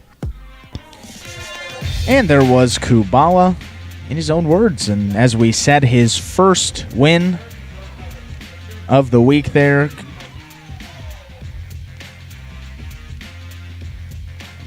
And again for Kubala, that was his first win of the week here. Closes it out on a high note. And we'll see how he does. And Vuelo's just talking over us while we're trying to finish off the broadcast here, and that's why I'm having a little trouble speaking, because we can't hear when everyone is yelling into the microphone. But that was Kubala's first win of the week to close it out there. As we said a couple of times, I don't know if they can hear the rambling into the microphone there. Sorry about that, folks. And I think that's it for us, Stu. I think that'll close it out. We'll get those fantasy highlight statistics. They should be up here any moment. Is anything else to add on the week here, Stu? No, nothing else. That's really it. We had overall, it was a good week. Lots of exciting plays. I mean, there were definitely a lot of exciting plays, and I think that's what we like to see. And I think the one thing also is you got a lot of balance out of those top guys in the roster. You saw Douglas, Carballo, Ron. And then you said Kubala played really well this whole week, wasn't able to get in the win column, but you see all those top guys starting to play well, the parity across the board, and just the level of play of some of those guys in the earlier games as well. I think everyone stepped up again in this week, and only looking up from here going into week number 9. And unfortunately, you're not going to be here on Thursday, and I know I'll miss you for sure. It's going to be kind of sad. Thank you. Yes, it will be nice to be missed. Yeah. Yes, I'm looking forward to being missed, actually.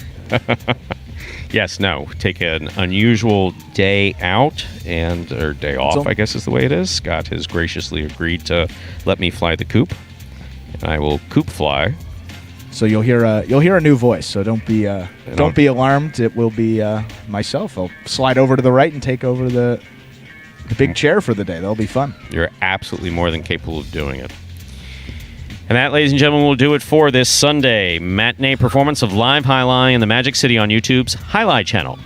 We're glad that you chose to join us this afternoon and invite you to join us again on Thursday when we'll play 9 more action-packed games at 12 p.m. with another performance at 4 p.m. on Thursday and the same thing on Friday. We sure hope you enjoyed today's Jai-Alai action at Magic City. Please like and subscribe to the Jai-Alai channel. Let us know your thoughts and any questions you may have in the live chat while we're playing. Either one of us or the executive producer will try to get to those questions as we go. On behalf of the players, staff, and management of Magic City Jai-Alai, we thank you for joining us today and hope you'll join us again at 12 p.m. on Thursday. So for now, goodbye until we can see you back here at Magic City Jai-Alai. Be well, everyone.